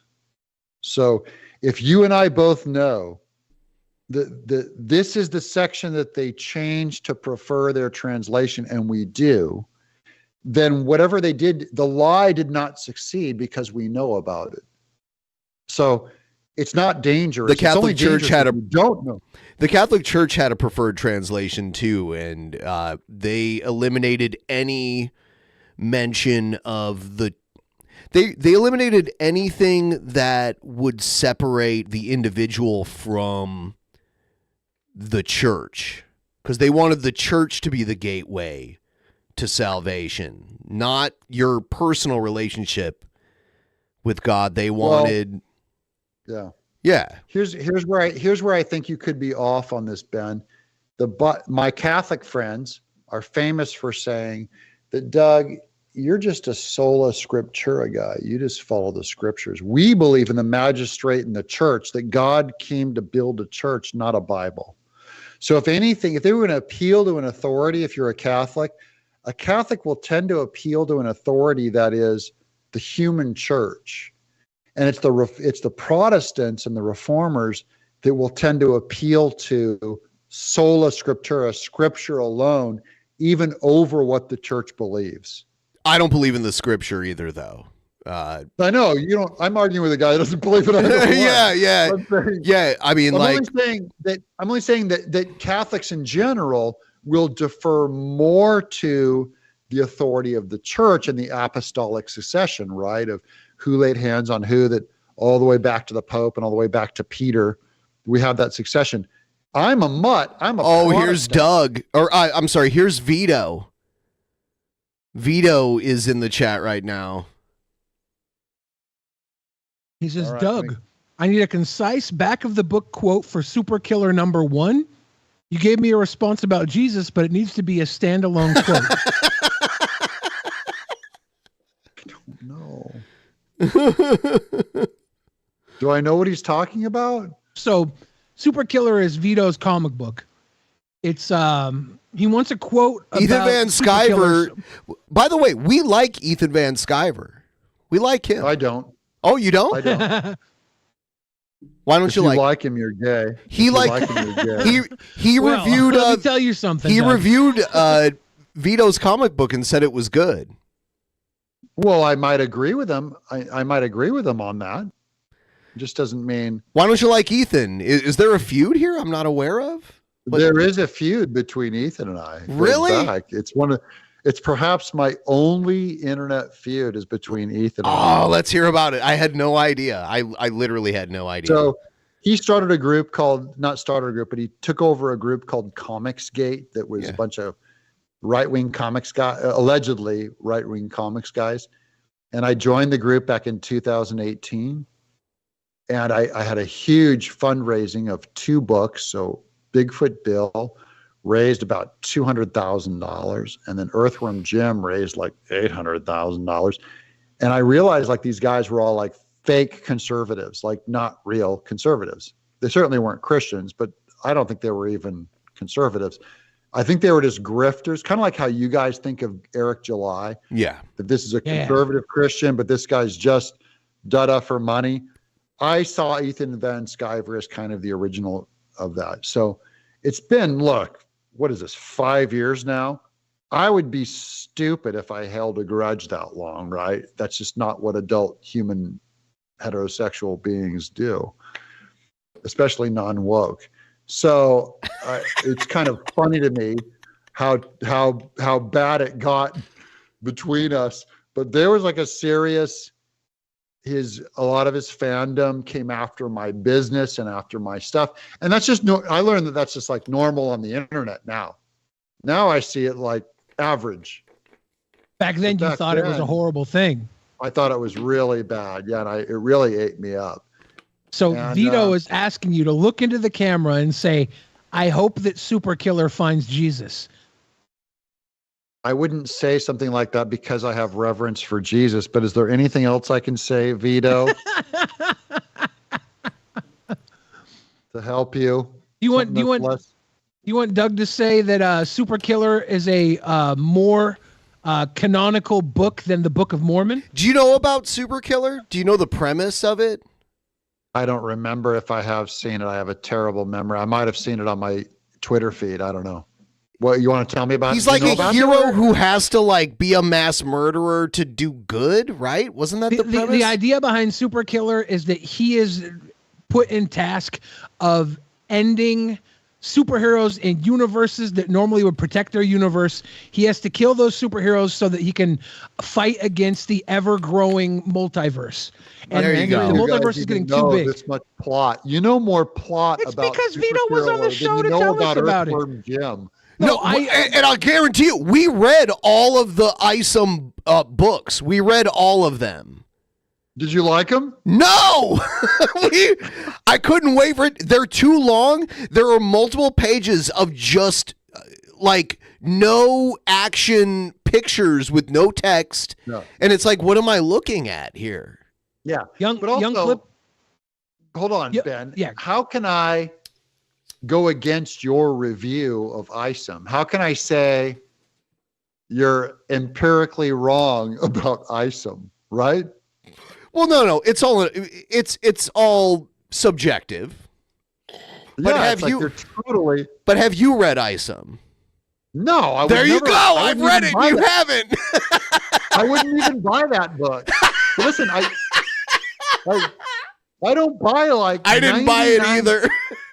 I don't buy like 99% of anything out there. I hate everything. I'm not buying anything. We live in a culture, guys, of shite. You live in a culture of shite. Now, Doug, you're floating down. Let this be your ad for your channel for a second. You're floating down a river of shite. History has passed you up. Nothing that you love or admire will live past your grave, it will not stand the test of time. There is no Shakespeare among you. There is no Michelangelo among you. There is no Bach among you. You're plastic, and all of your games and all of your streaming and all of the things that you love will go into a landfill and will probably die even before you do. Of course. Yeah, I'm fine with that. You obviously haven't heard my music. It's going to live on well. I have not heard your music. Should I play some of it for you? The new stuff is obviously the Michelangelo. No, I'm Shakespeare going to stuff, play so- your biggest hit, right? Yeah, come on. If I start crying, you'll have to. You know which one I want to play right now. I don't want Doug to cry. If I just get all broken up, Billy. I don't want you to cry, Doug. You know, Doug, I get excited every time you're on, and it's because I come onto the show when you're on. I feel like you might be a conduit for Christ. Yeah. And I get excited. Oh my God. I shut down all of my skepticism when you're on, and I sometimes I sit here and I just hope that I find Christ through you. I feel like if anybody could he's find looking for you. He's looking for you. Uh-oh. Hold on, Lock let's up your watch. daughters. It's Billy the Fridge, Ronald McFondle, and JT Rockwell over a martini beat. Shit. I can already tell Billy's a good Christian. 911. Nah, call 911, because we're about to fly a plane into this motherfucker. Wrestling champion, your neighborhood stranger. Pretty please picture me a Mickey D's doppelganger. It's a ball pit banger, let your nuts hang. Happy Meal tours double-sided for a butt bang. Ass to ass! Go on and ride a slut train. Mustard on the upper lip next to a cum stain. It's a fun game, squeeze till the pig squeal. Twist her, fist her, blow like a pinwheel. When I think of your daughter, I shower in cold water. Spin her on my finger like a Harlem Globetrotter. Oh bother, I'm like poo in a honey pot. Do her where she poo, then I am with the money shot. Funny thought, she gon' spin like a pinwheel. Rolling with McFarlane. Honestly, this I'll be honest, this is actually one of the songs Billy's kind of embarrassed of, and not one of his Billy, more this popular is the songs. greatest. Billy, better than Taylor Swift. It's not one of his more popular ones. Billy, this has done less damage than Taylor Swift. Beautiful. Wait, but are you deliberately wearing Chucky's outfit? I'm not. No, I accidentally dressed like Chucky at that time in my life. I was accidental Chucky. Overalls are It looks good. like deliberate child play. You're right there. I would wear this outfit unironically on a day-to-day basis. What year was this? This was 2010, I think. My mom made that shirt. That's long enough ago for you to get away with getting forgiveness for this, because it's kind of like, thank you. Look, you're just you were Hold like on, 8 he years doesn't need old. forgiveness for this. What are you talking about? He was 12. No, he wasn't. We're both in our 40s. I was a baby. Yeah. He does look, I Don't you mean, know it's a big deal? Get real. and those are Nah, baby, strippers. get a plunger at the buddy stuff. But the clown Those guy, are somebody's daughter. the clown guy has drag queens with him. These dumpsters. Get dumber, this will be hella awkward. Put you on my fist, twist you like a helicopter. Tell the doctor if you start to get dizzy. Just don't interrupt me when I start to get busy. She starts to get pissy, I'm a call Ronnie Mac. She's a hypochondriac, toss her in a body bag. It's a party, man, do her like a line of coke. Pinwheel spinning them, sorry your vagina broke. I'm sorry your vagina broke. I'm gonna be judged. I'm gonna be judged for an apology. Okay. Yeah, he's judged for, he was showing compassion there. Thank you. Wow, that was horrible. Did you do a whole album or just that one video? He's done multiple albums. He's done multiple Yeah, I've done. ones. This was. I didn't even know this was going to become a thing. I was helping my friend Ronald McFondle learn how to rap, and because he was the center of the cocaine scene in Seattle, he coked his way into a music career. It was very, very odd. Good time. Did you do a full 10-song album? This one I think was 6 songs with him, but I've done multiple. Yeah. I think this is I've your had 2 biggest, full right? albums that were 13. This is my most popular song. Yeah, 2.1 million. It's a Schoolhouse Rock sample that he used in the song. Only of you, and I'm sitting here on Capitol Hill. Well, yes, I'm just a bill. Yes, I'm only a bill. And I'm sitting here on Capitol Hill. Well, yes, I'm just a bill. Yes, I'm only a bill. And I'm sitting here on Capitol Hill. Well, yes, I'm just a bill. Yes, I'm only a bill. Yeah, and this is pre-COVID, and this is Seattle, so you see. For just a bill, I can cop a lil and roll it up. They say Seattle gotta chill, I think we're cold as fuck. You want some warmth? Buy a coffee, hold the cup, go back to where you came from. Tell them that you rode the duck. My posse stays on Broadway, you can find them off a Pike. We got hobos, homos, their babies on a bike. Billy. By the way, do I need repentance? Billy, you're so street. They got rid of the duck, by the way, because it caused an accident and it got sued into oblivion. The duck is gone. Yeah, the duck A lot of is gone. Seattle is gone. Yep. These are ghosts of my city. Was the model back then still to sell CDs, Billy, or was it to get streaming downloads? Oh, the model back then was to sell CDs. I probably have like 500 CDs in my garage of this album. Yeah, I have 500 CDs of my truck album too. This is from 11 years ago too, so it's been up here a while. But yeah, I was lucky to break 1 million listens on Spotify with But this. listen, don't you think now, Billy, you could probably really do an incredible album? I mean, I'm in the studio right now. Yeah, if you went in and wrote and did your thing. I'm working on an album right now. It's been a little while too. I'm over halfway done with a new album, and I gotta say, I'm probably gonna have to come and perform in Nashville because one of my new songs is a pure country song. Yeah, he's doing a country song. Pure country. I love country music. I'm gonna have to when I'm ready to link. When I'm ready to link this song, Doug. I might have to come down to Nashville and film a video. Don't you have a show this Saturday? Yeah, I'll be doing a show in the peninsula of Washington. It is so far away. I was like, maybe I'll go to that, and I looked, and I'm like, oh shit, it's all the way out.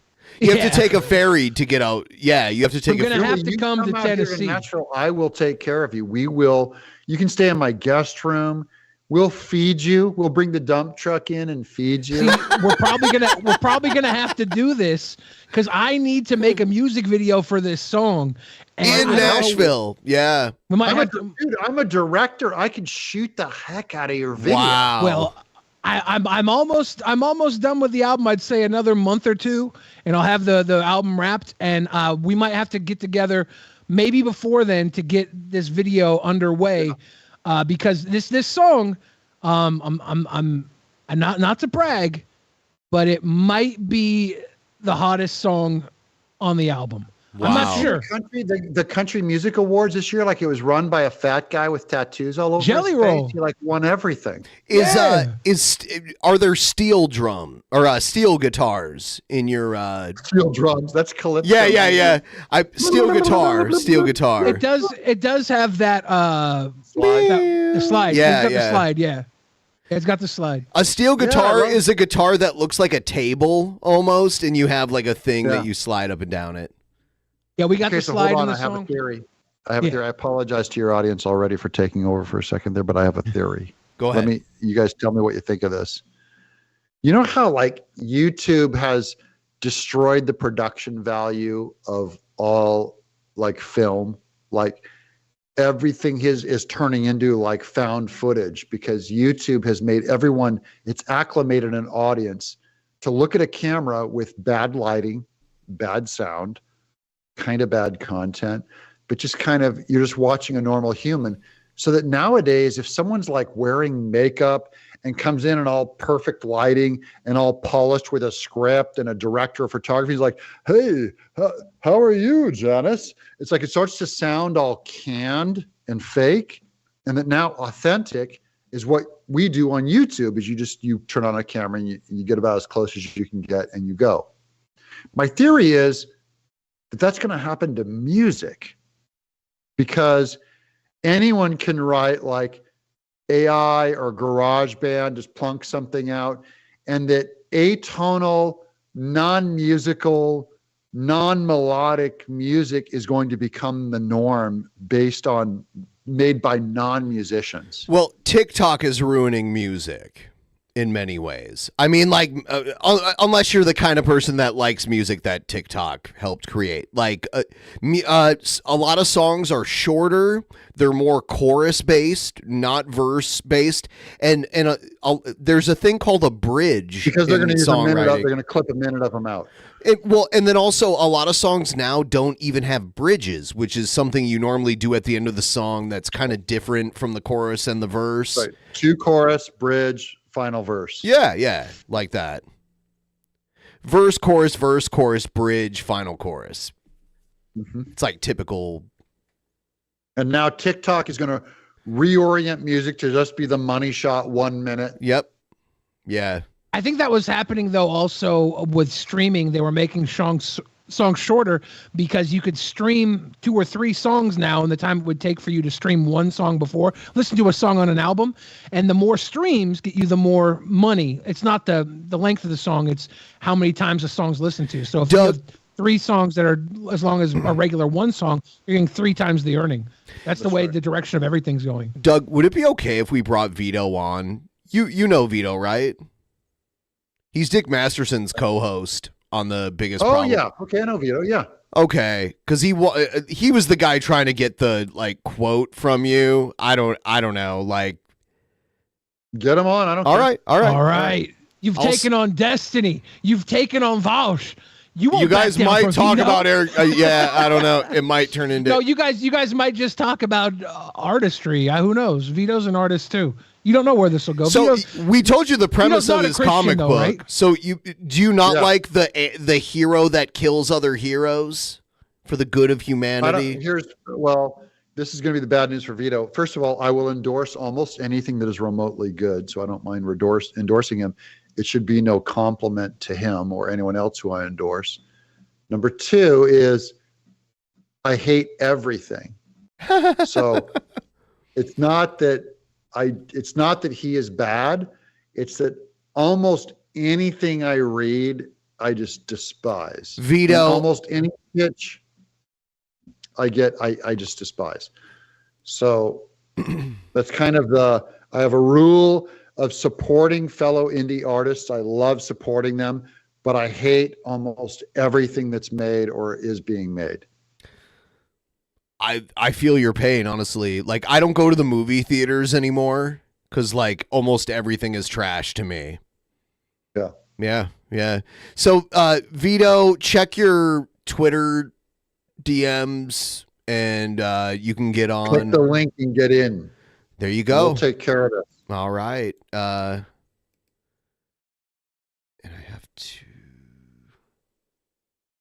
I went to go see. What if Vito made something that was empirically worse than Eric July? Oh. But Vito is on the right side of the internet argument by the cool kids standards. Then what are we to do? I would be very disappointed. Well, I would be like, wow, this is worse than Eric July. Would you say that? Yes. Okay. Yeah. Well, I've started watching media from people I do not agree with ideologically, just so I can try and accept art rather than the artist. Right? I want to find, like, if you tell me that there was a director that was a horrible person and did terrible things to women, animals, whatever, I want to see his movie. I want to see his movie. All of them pre-90s, all of them. Yeah. I want to see his movie so I can try and judge it independently of what he's done, right? I want to go out and find, if there's a sicko out there making films, I want to see them. And I want to judge them honestly. I don't want to say. It's very healthy to do. I would look up videos from like Muslim cultures, Hindu cultures, Japan, cultures that aren't your own, just because in general they're going to believe stuff you don't believe in. I really despise pressured agreement. The peer pressure to agree. Yeah. That's what pussies do.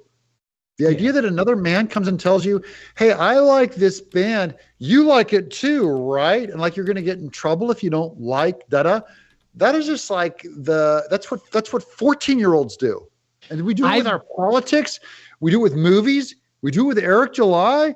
I'm just going like, I don't look, I don't get what I'm supposed to think, whatever the cool kids think. It's like, can I just make an honest judgment and say, I went and saw this movie. I watched Oppenheimer. It was shite. I watched Barbie movie. I'd watch that 1,000,000 times over watching Oppenheimer again. Barbie was really good. Oppenheimer was shite. And everyone's telling me like, but it's so good. And at least it's not the Barbie movie. But I'm like, I could sit through the Barbie movie. I could not sit through Oppenheimer again. It was shite. I think Barbie was better than Oppenheimer, but I don't think Oppenheimer was shite. I think it was Nolan doing his thing to like a very heavy degree. This is the whole thing. It's all. That's Nolan's audio, right? The black and white scenes of the politicians all talking, and they'd have them go into a flashback to make it interesting. They'd be all talking, going like, "Is he a communist or what does he believe in?" And suddenly you just have a flashback. You start staring off, and the camera starts shaking. The whole movie, because they knew they were boring the hell out of people, and he had to get some of that the cool nuke stuff that was happening in the past. Here's Vito. The bomb. We got to see the most Christopher Nolan sex scene, though. Hey, Vito. How's it going? Terrible. It was so creep. It was so weird. It was so Nolan. Oh, God. I got to fix his camera. Gross. Okay. I'm going to fix your camera, Vito. No worries here. Okay. Or we're going to have Vito's hat on today. Yeah. I like See your hat, Vito. So Vito, you made a comic. Yeah.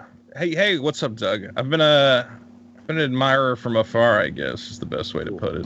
Well, now it's great that we're on the same show, right next to each other, about 25 pixels apart. I think we obviously differ politically, but I don't like. We all do. Well, like we're all lefties, and Doug is a righty. Yeah, but I also don't like that these they've guys kind of are full on. But how far do you go? How far are you? I get called more of a left of center type guy, but I think these guys are also left of center. That's flaming bury the needle, communist, baby killer, male prison sex, prison sex going down on each other is equivalent. Well, Doug, I think you and I are both against pro-choice, though. I think that ties us together. You think that it should be pro-life, and I think it should be pro-death. I think the first pregnancy on every woman should be terminated. I don't think there's a choice there. I don't think that's what Doug believes. No, Doug's pro-life. I'm pro-death, but we're both against pro-choice. But right. Vito, where are you at? Where are you at on killing unborn females? Like females who should have a right to their body. And they're like 9 months down the tube, about ready to crown. And they stick a knife in her head in the name of feminism, right? We're going to kill those women, those uteruses that are coming out of the uterus. The uterus is developed in 10 weeks. And we want the government we don't think men should have a right to poke a uterus, tear it apart, because the uterus is sacred. Get out of my uterus, right? So where are you at on killing a uterus after 10 weeks? I think it's a matter of resources. It's like there you go. Okay, but real quick, Doug, can I ask you an abortion question? Yes, sir. If Christ came back, and it was another immaculate conception, and he was aborted, would that count as like another dying for our sins situation?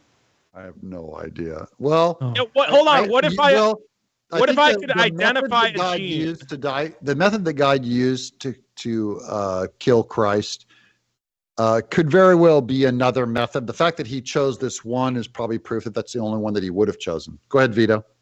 Let's say that scientists are able to identify the gene that makes women want to get abortions. And they look at the fetus and they say, if this fetus is born, it will grow up and it will abort. Robo. Oh no! Oh, shit. Roboing. He froze up. Just aborted feed. This is God. As soon as I got back, it's either Vito's God or back. I think Vito, you froze up a little bit, buddy. I think you're back now. On the God thing. Man, Okay, so let's say scientists could identify the abortion gene, the gene that makes women want to have abortions. Okay, and they look at a fetus and they say, if this fetus is born, we know it will grow up and it will have 2 abortions. Can we then abort that fetus, that one fetus, to prevent the 2 future abortions? That's if we had time travel, can we go back and abort Hitler? Would it be moral? These are science fiction. What is truth and not science fiction is that a woman wants to just get rid of her black baby so she can stay in college. And black baby, that's just like you and me. It's like anyone else. I'm glad that you guys were all born, that your moms had you. And if your moms wanted to murder you in the womb, I would tell her, please don't. So please. I'm arguing for all of our existence. And pro-choicers tend to argue against even their own existence and say, yes, it's largely meaningless. Would you kill baby Hitler? I would not. Okay. Would you raise him as your own? Kill baby I would raise him as my own and raise him as a real man. That's better than what Scott said he would do. Go after the really bad Jews. No, I would just push him. I would just dissuade him from going into the arts and probably save the whole world. If I could time travel and kill baby Hitler, I would just time travel, pick him up, and then time travel and drop him off with Jerry Sandusky. Thank you. My God. Okay, Vito, comics. Yeah. Comics. Yeah. Well, I love comics. I was going to say, even though I disagree with you, I think you've been mistreated by the general comics community. But you do retain the rights to make the comics, right, for Earthworm Jim? I do, yeah. Yeah, so that's good. And I mean, it sucks to see that you created this great thing, and then I see people being like, question well, I for hope Doug Doug's not TenNapel. involved. Earthworms And I'm are like, well, considered hermaphrodites. Does that mean Earthworm Jim is trans? Oh, anyway, sorry for the interruption, but yeah, is Earthworm Jim trans? Doug, checkmate, gaytheist. Whatever, I guess. I don't know. Okay. Whatever is all right. Sorry, Vito. Go ahead. Yeah. Whatever is the sickest burn against immoral trans people, which is kind of being redundant, that's what Earthworm Jim would be. Go ahead, Vito. I was just gonna say, like, I feel bad what happened to you, and I feel bad when I see, like, I hate when a creator creates someone and then people try to diminish the work of the creator. You know, like they did that to George Lucas, where they go, well, the only reason Star Wars is good is because his wife edited it and all this other shit. Yeah. It's like, well, he still made it. Like, That's it's still his. He's a genius of some kind for making the first Star Wars, yeah. And you're a genius of some kind for making Earthworm Jim, which is a universally beloved property. And I hate that people try to diminish your creation or, you know, try to separate it from you. I don't know. Yeah, I'm sure that doesn't mean a lot coming from a godless liberal, but no, it's not the source. Yeah. You being a godless liberal is not the source. Isn't the problem?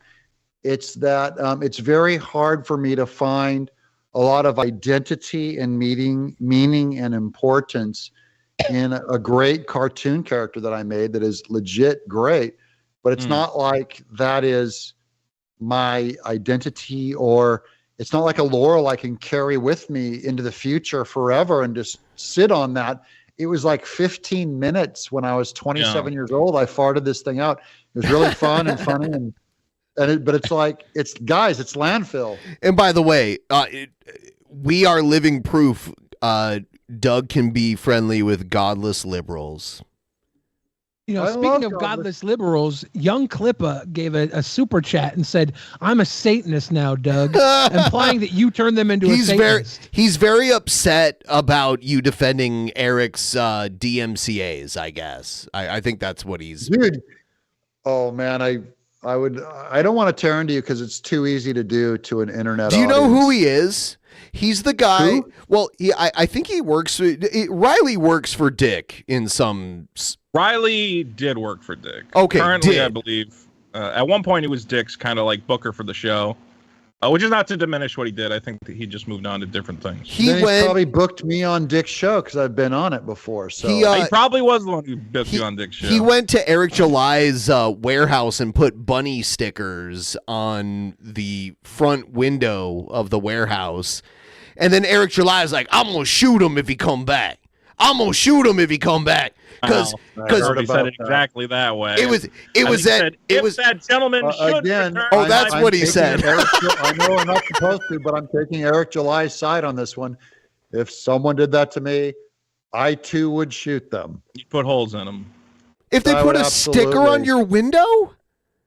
Yeah, probably. I've In a shot public people place? for less. I've Yeah. shot people for less, but I don't No, talk about you that. would not. That's why I lose It's respect. not your house, Doug. I kind of agree with Billy on this, that you don't talk about that stuff, that you don't make the threat. You just wait for it to happen, because people could find this YouTube channel and use it against me illegally. So now I can't plausibly do it because I've said it. So I've kind of burned myself. He's like your lawyer. Start paying him. If I do it, Fuck you'd have never Ricada. knew it. No, I like Nick Ricada. But yeah, Nick Ricada got blasted by Eric July today. I don't But Yeah. Vito, all of this angst against Eric July is utterly homosexual. It is utterly, and I mean that as an insult. I know you people see it as a huge compliment. As like a bonus Thank you, Doug. experience. Thank you. That's I know sweet you of see it as an ideal. You see homosexual. I wore pink for you today. I know you see it as interchangeable as what your mom and dad did to have you is the same thing as a man having Exactly. sex with another man's big, fat, hairy, prison-ridden butt. I know that's how you atheist liberals are, but right. Fair. I mean it as an insult of people who get all riled up about like the internet drama. I guess it's okay. It's kind of where the product is at, but you're being used. It's like you're being used by an algorithm to argue to make us money. So They make money too, so that's fun. So get angry at Eric July or don't. Be on the side that doesn't, and he'll make some You money. know what? Be on The side funny that thing does, for and his me, opponent makes money. the He's making funnest money off me. Go ahead, George. Oh, I was just gonna say, like, Eric July, he is a lolcow, and his comic book does suck, but he is successful, and I can appreciate him to a certain degree. The thing that fascinates That's where me I'm at. are his low IQ fans. I am fascinated by them far more than Eric but July hold himself. on, Ben. Do you want to go toe to toe? Do you want to do a survey where we send out? Yes, an IQ my test fans, on your fan? survey Eric July fans all the time, and they by far beat them in intellectual superiority every If time. I go through your comment section, how many misspellings and what level of vocabulary am I going to find versus his fans? I'll answer that in one statement. That's just your opinion, bud. We should have a Repaverse verse Drunken Peasants trivia contest. We should. And We should. None of them will do it. You know what? That's another thing. Because they're all comatose pupas. They can't even find the link to click and do and his audience would fail just by default because they're internet fandoms. I'll tell you why. I'll tell you what though.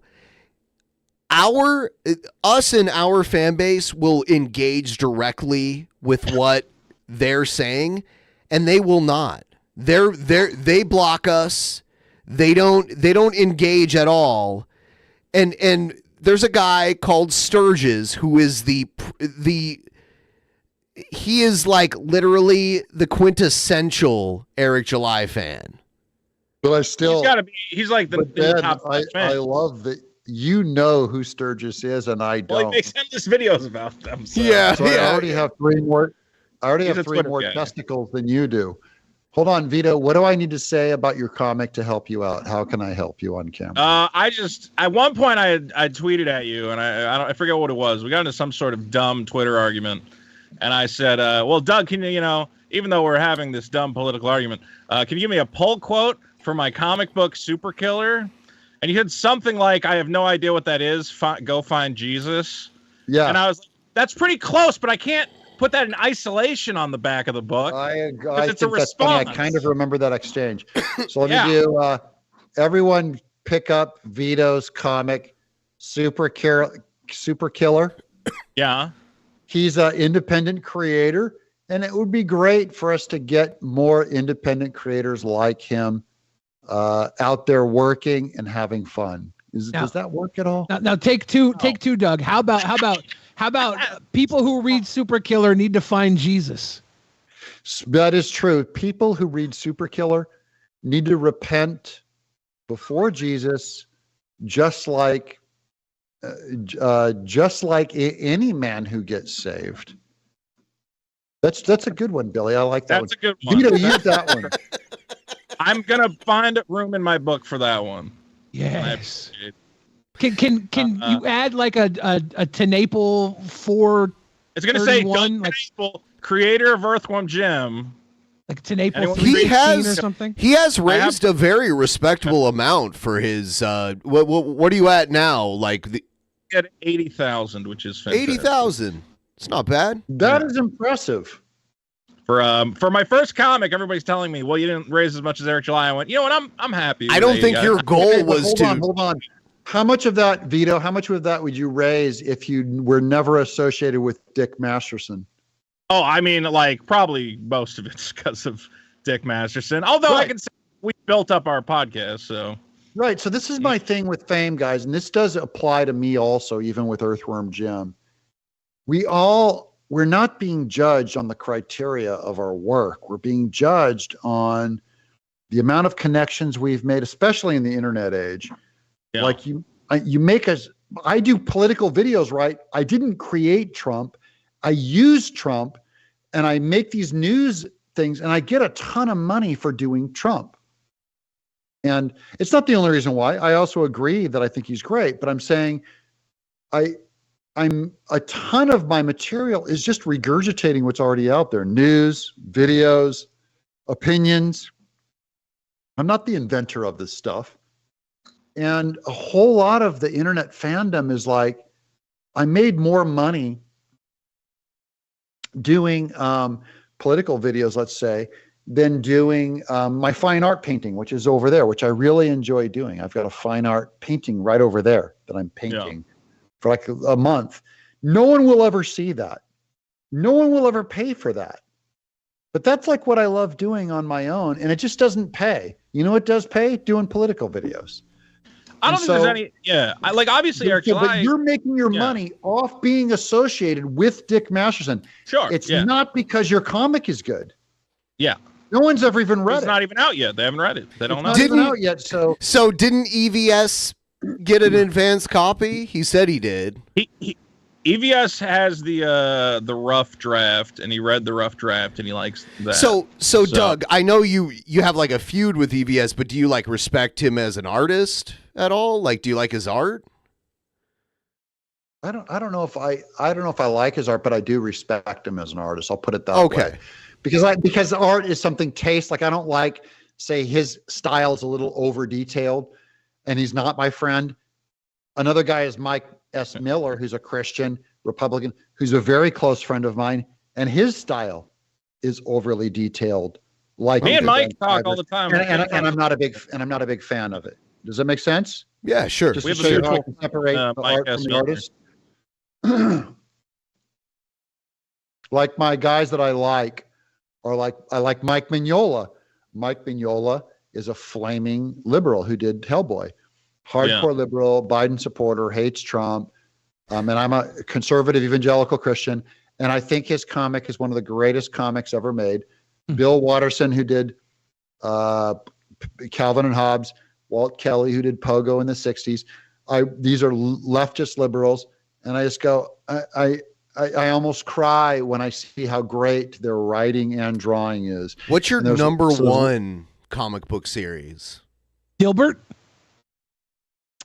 No, it really is like, it's got to be Hellboy. More of a Garfield. Hellboy or one of those. Or Calvin and Hobbes. Okay.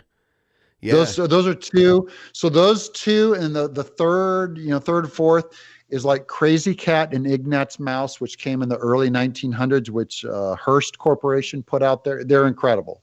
Crazy Cat and Ignatz Mouse influenced Bill Watterson on Calvin and Hobbes.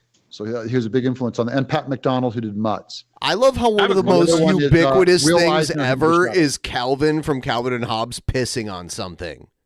Yeah. That was a huge intellectual property, stealing the character, and it horrified Bill Watterson, and it's kind of still wonderful in punk rock in a very redneck way. Yeah. Now, Doug, don't you occasionally see these, F-slur liberal artists you know, who go out there and they're parading about in their ball gowns and it's all spectacle. And you look at the art and you go, well, that art doesn't actually hold up to critique. They're only gaining accolades based on who they are and how they act. That's true, but all of us also get some kind of protection from our tribe. So I'm a conservative evangelical, and if I did an overtly preachy conservative evangelical comic, I would get cover from my tribe. You would too. I think it's fair, like, for your friends to vouch for you. But if you did a rainbow comic of some guy screwing the tracheotomy hole or the eye hole of someone who they plucked their eye out, or someone lost an eye, which is what all you people do, and it's interchangeable with what your mom and dad did that made you. Basically the same. Yep. Interchangeable, completely the same. Who am I to judge? Hey, Mom, Doug's speaking my language. Doug. I'm only saying that your tribe. See my sketchbooks, Doug? What is this? I know, I'm just kidding. If your tribe of, say, pro-Dick Masterson, or your tribe of, say, pro-Biden-esque or Marvel tribe, or whatever your tribe is, they will come around and protect you to some degree. And those fine art people that put on those gala shows and all that stuff, that's still just another tribe protecting that market. I just want to strip all of that away and say, what is truly a great comic and a great painting and a great work of art and a great piece of music? When you sit there and you listen to a song and it makes you cry and you're all alone and you're away from your tribe, I just think that's the honest art. You going online and raising money and talking about what's popular and what's not and who's against who, I think there's a whole lot of bias putting fingers on scales, and you're not going to know what's good art, what's good music, whether if you're being good or bad, who your friends are, who your enemies are, because the internet is this weird. So Doug, peer pressure. It's all Breakfast Club, my people. Doug, would you put out a comic with? Would you put out a comic with? There's one page and a couple panels, and in those panels, among those panels, there's a guy who's wearing 2 rings in the first panel, no rings in the next panel, 1 ring in the panel after that. And then 2 rings in the panel after that. I've made those kind of mistakes. You have. That is not what makes a bad comic friend. That's my opinion. I'm going to agree with Doug. I think that's no, it's not just that. I'm not bothered by that. I've done other that's just funny. I've done other It's things funny. that Eric. Let me give you some other things that Eric has done. Eric has traced over other people's backgrounds allegedly, or his artist has reused other people's backgrounds. I do that on my work all the time. Take other people's backgrounds, trace over it, change the texture of the architecture, but take someone else's perspective that they nailed right, and almost overlay, something else on it. and comics guys are coming out going like, I can't believe I traced over someone. Are using AI. And we're the church ladies. We're like the secular legalist church ladies, and we're on a mission finding what I copied. It's comic books. I agree with you though, Doug. I agree. Here's the thing. I can forgive these minor errors and like obvious shortcuts that artists take, and that's all fine. The problem is that Eric belongs to this YouTube space full of guys who call them. They are critics. Let's be clear. Every day they tell me what movies and TV shows suck. Yeah. I'm a guy. I worked as a critic, and when I was given something to review, if there was a conflict of interest, I would acknowledge it and be, kind of try to be fair-handed or hand it off to somebody else.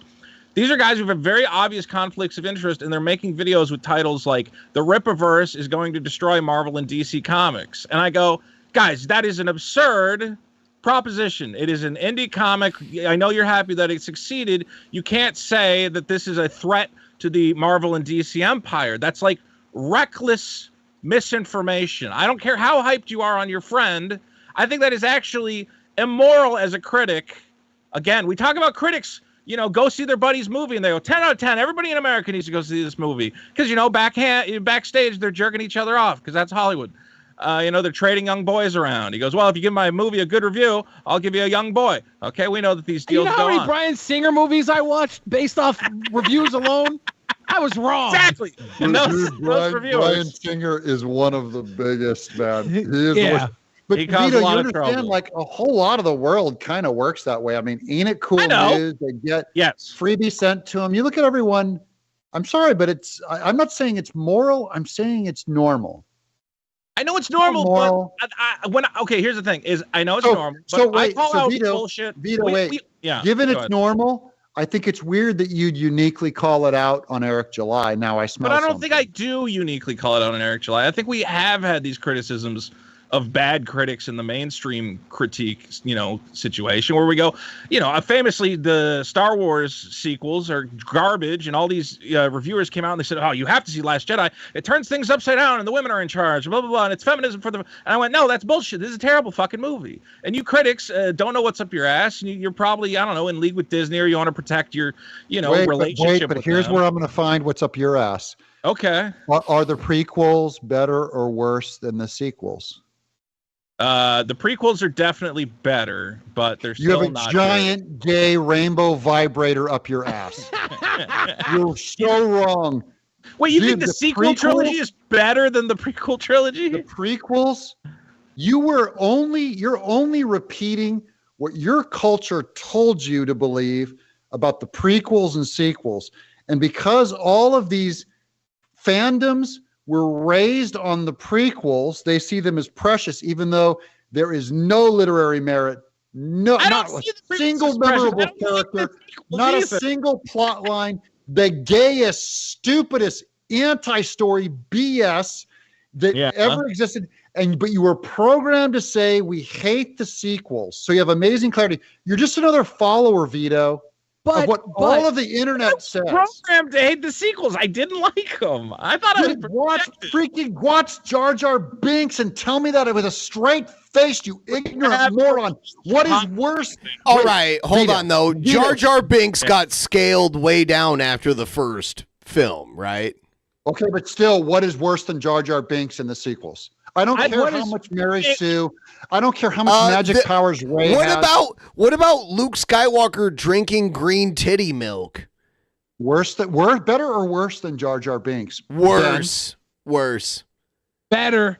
You're wrong, Billy the Fridge. You're wrong. wrong. Jedi was a perfect film stuck in a terrible trilogy. You're empirically wrong.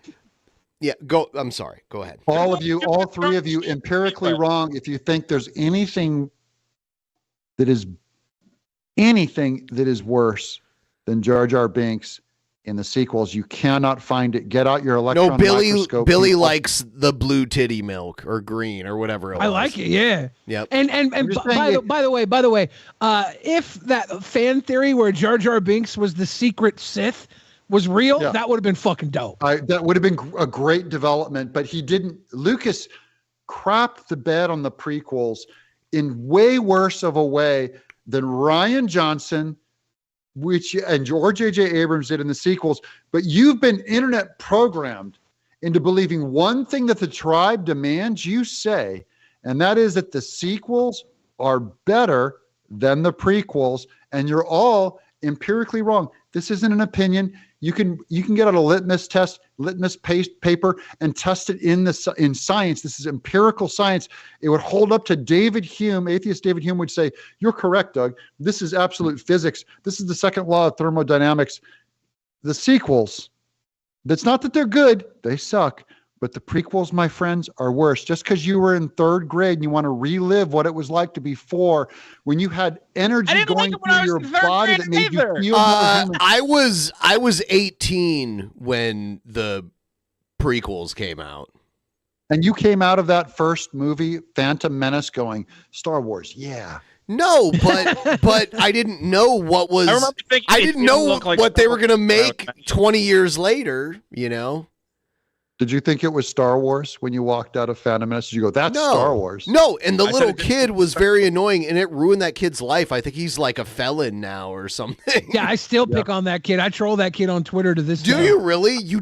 Yeah, I have a throwaway account that I just every day I log in. I'm like, dude, you should have. And then I say things that I can't say. I followed Donkey Lips on Twitter the other day. That guy's awesome. I love that. He's guy. my favorite. He's my favorite. We watched videos of him cooking in his studio on a fucking hot iron. He's the best. I think he might be a sicko, which sucks, but he's Why the are best. there so few super chats when I come on the show?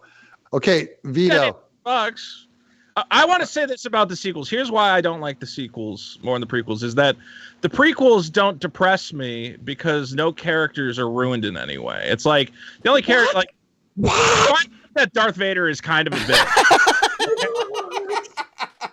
But then he gets to go on to become a great character. Other than Darth Vader, Yeah, none but of the characters are ruined in any way. Okay, but let's be real. I go, yes, that it's a stupid, shitty origin, but at least Skywalker goes on to have great, fantastic adventures. And we find out, no, he's just like a fucking failure. I'm like, well, at least Han Solo had some kids with Leia, and, you know, probably they're on adventure. No, he's a fucking failure, too. Well, what's Leia up to? She's just fucking nothing matters. He wasn't a failure, though. His son saved the fucking day. Han's son saved the day. Doug, did you read the Timothy Zahn novels?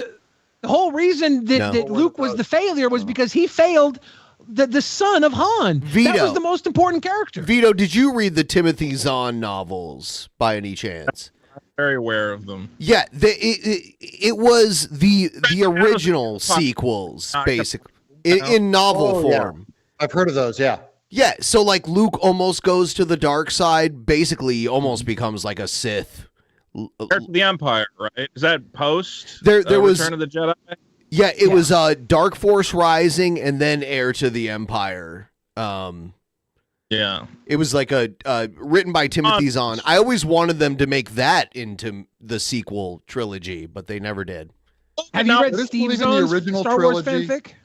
Star Wars Empire Jedi. There are no other Star Wars movies. There is no other Star Wars canon. Jedi sucks, though. Jedi sucks. Great. No, you only Vito. You're only repeating what culture tells you. Yeah, go back and watch it again. Watch Jedi. It's a badly shot film. Jabba's Palace is the best Star Wars you're gonna get. Like the Jabba Palace scene is the peak of Star Wars. It's I'm not just saying that because he's an a fan. amazing movie. I'm telling you. He is like all over the place. It's don't tell me you like Empire Strikes Back first because everyone told you to. No, Very good, Vito. Shut up and say that. You're making assumptions. The best one is the first one. Christmas holiday special. True. Holiday special is the best. Holiday special. It doesn't count. There's no holiday special. It doesn't count. Star Wars holiday special doesn't count. I saw it. It's real. Rebels doesn't. We watched count. it on our Clone Wars. Patreon recently. I like the puppet animation by Phil Tippett. I think is some of the best stuff I've ever What seen. about what about I like that weird the holiday special? The one with the Ewok special one with the two-legged Ewok thing. adventure with Sindel, Star Cruiser. I like to know that B. Arthur was probably fucking every creature in the cantina. Ooh. Only the women, because she's Thank you for being Vito's a friend. people. She's dead, Doug. Have some respect. Anakin, did you ever see the original concept art for Anakin in Phantom Menace? It was really good. I'm gonna bring it up. They just need to make Anakin a little bit older. Bad. All of it bad. That was a really bad. They ruined Darth Vader. If you watch those trilogies movies sucked. in order, you have ruined when Darth Vader appears in Star Wars and you're terrified of him. You don't even know if he's a human or not. You see all that him wussing around in that prequel. You have ruined Darth Vader.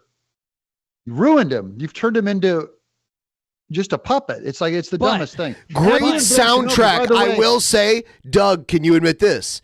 The Phantom Menace soundtrack was really good. The Doug, you take it all. The only thing that doesn't anger me is in Clone Wars when they drop those bombs in the meter and they go like, brrr, and those big rings come out in Clone Wars. I saw that in a theater and I about fell out of my seat and I go, because it goes silent for a second right before that thing goes. That bomb goes. Yeah. That is one of the. Oh, and the pod races, the sound of the engines, I really admire. And nothing else in the entire trilogy. I was. Check the I was Skype crying chat. in Can you sadness. show this image? I see it. I see it. I wonder if they could bring it Yeah, up. pull it up on the screen. Doug, is it not the prequels humanizing Darth Vader? How sick and gross would a movie be humanizing Hitler like that? Yeah. Hold on. Do I not have the right image up on the screen? No, you got. I see it now. Okay. Yeah, you got okay. it. Okay. I see a trans boy or girl. I'll be right back. Not sure. Trans boy. Come on. Oh, he's dude. a scrapper. He's got Elliot- Just like Page Vito, as just Darth like Vader? Vito, I just love like this. all your people. How often are you gonna get a haircut on Tatooine? Really? You gonna go all the way to Toshi Station for a haircut? How pissed would you be if it was this haircut? Yeah, I mean, yeah. How many fucking credits did I pay for this? They gotta make a commitment. Are you going for short sides or long top or short top or long side? He's got fucking fat hair. He's like a street urchin. It's cool. So this was originally going to be who in Phantom? Anakin.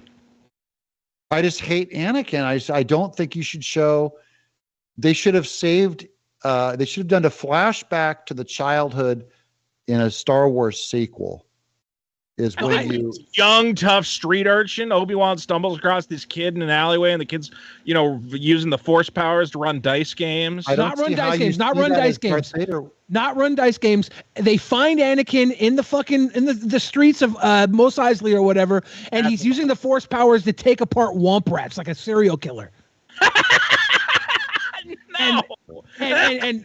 And he sees Obi-Wan sees this power, and he's like, holy shit, this is the most power I've ever seen from a fucking street urchin, but he's bad. I have to try and fix him. And they spend the trilogy trying to fix him. In the middle movie, we think we have the hero we need. In the third movie, he's like force choking Amidala while he's making love to her, and she dies in his force choke hands, and he becomes the Darth Vader we know. That's the movie I watch. Space Dahmer. The musical. Okay, how about episode 7? The son of Han and Leia. I think it's reasonable. Son of Han and Leia. Yeah. Picks up that cooked Vader helmet and puts it on. And gets channeled to the dark side of Vader, and he, in a flashback, sees Vader's entire childhood, which is episode 7 of Star Wars. Yeah. So it's not Phantom Menace, because whatever happened there, I don't ever want to see anywhere near this planet. That should be obliterated, put, after the credits scene of a Barbie movie.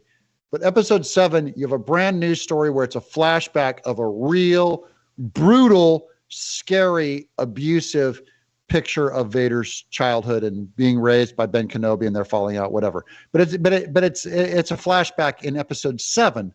So you preserve 4, 5, and 6. Yeah. So you're saying you would not have I make the argument that they should not have made the prequels at all. Yeah, that's what I'm saying. No prequels at all. Sequels? They should be like Gilgamesh. It's just there's lost chapters. Deal with it. Sequels I can throw away. I don't really care if they exist or not. The prequels, they step into sacred territory of trying to redefine what Star Wars means, and that is a sequential sin. They did the same thing with Trek too. Of democracy. Vito, do you like episode 7 more if they do what they did with episode 1 and they knock Rey back to Cutie's age? I'd have to really think about that, but you're on to something. Yeah. Well, also, Vito, won't you also agree that episode 7 is the best of the final trilogy because it's J.J. Abrams trying to ape Lucas the most? Episode 7 of 7, 8, and 9. It's got issues, but it is the least offensive. It's the least offensive because the second one, that one was bad with all the weird horse things and Tico.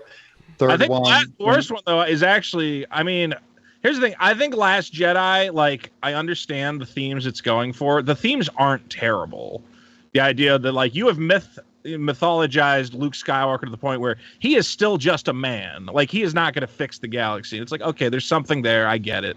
It was very clumsily handled ultimately. I think the worst one though is just that final one where it's let's just throw shit at the wall. Hey, Rey is Palpatine's granddaughter, and also now she's a Skywalker. And I'm the last one was embarrassing. Well, she hung out with him for a week, and he yelled at her. And in that moment, this scary old man was yelling at her.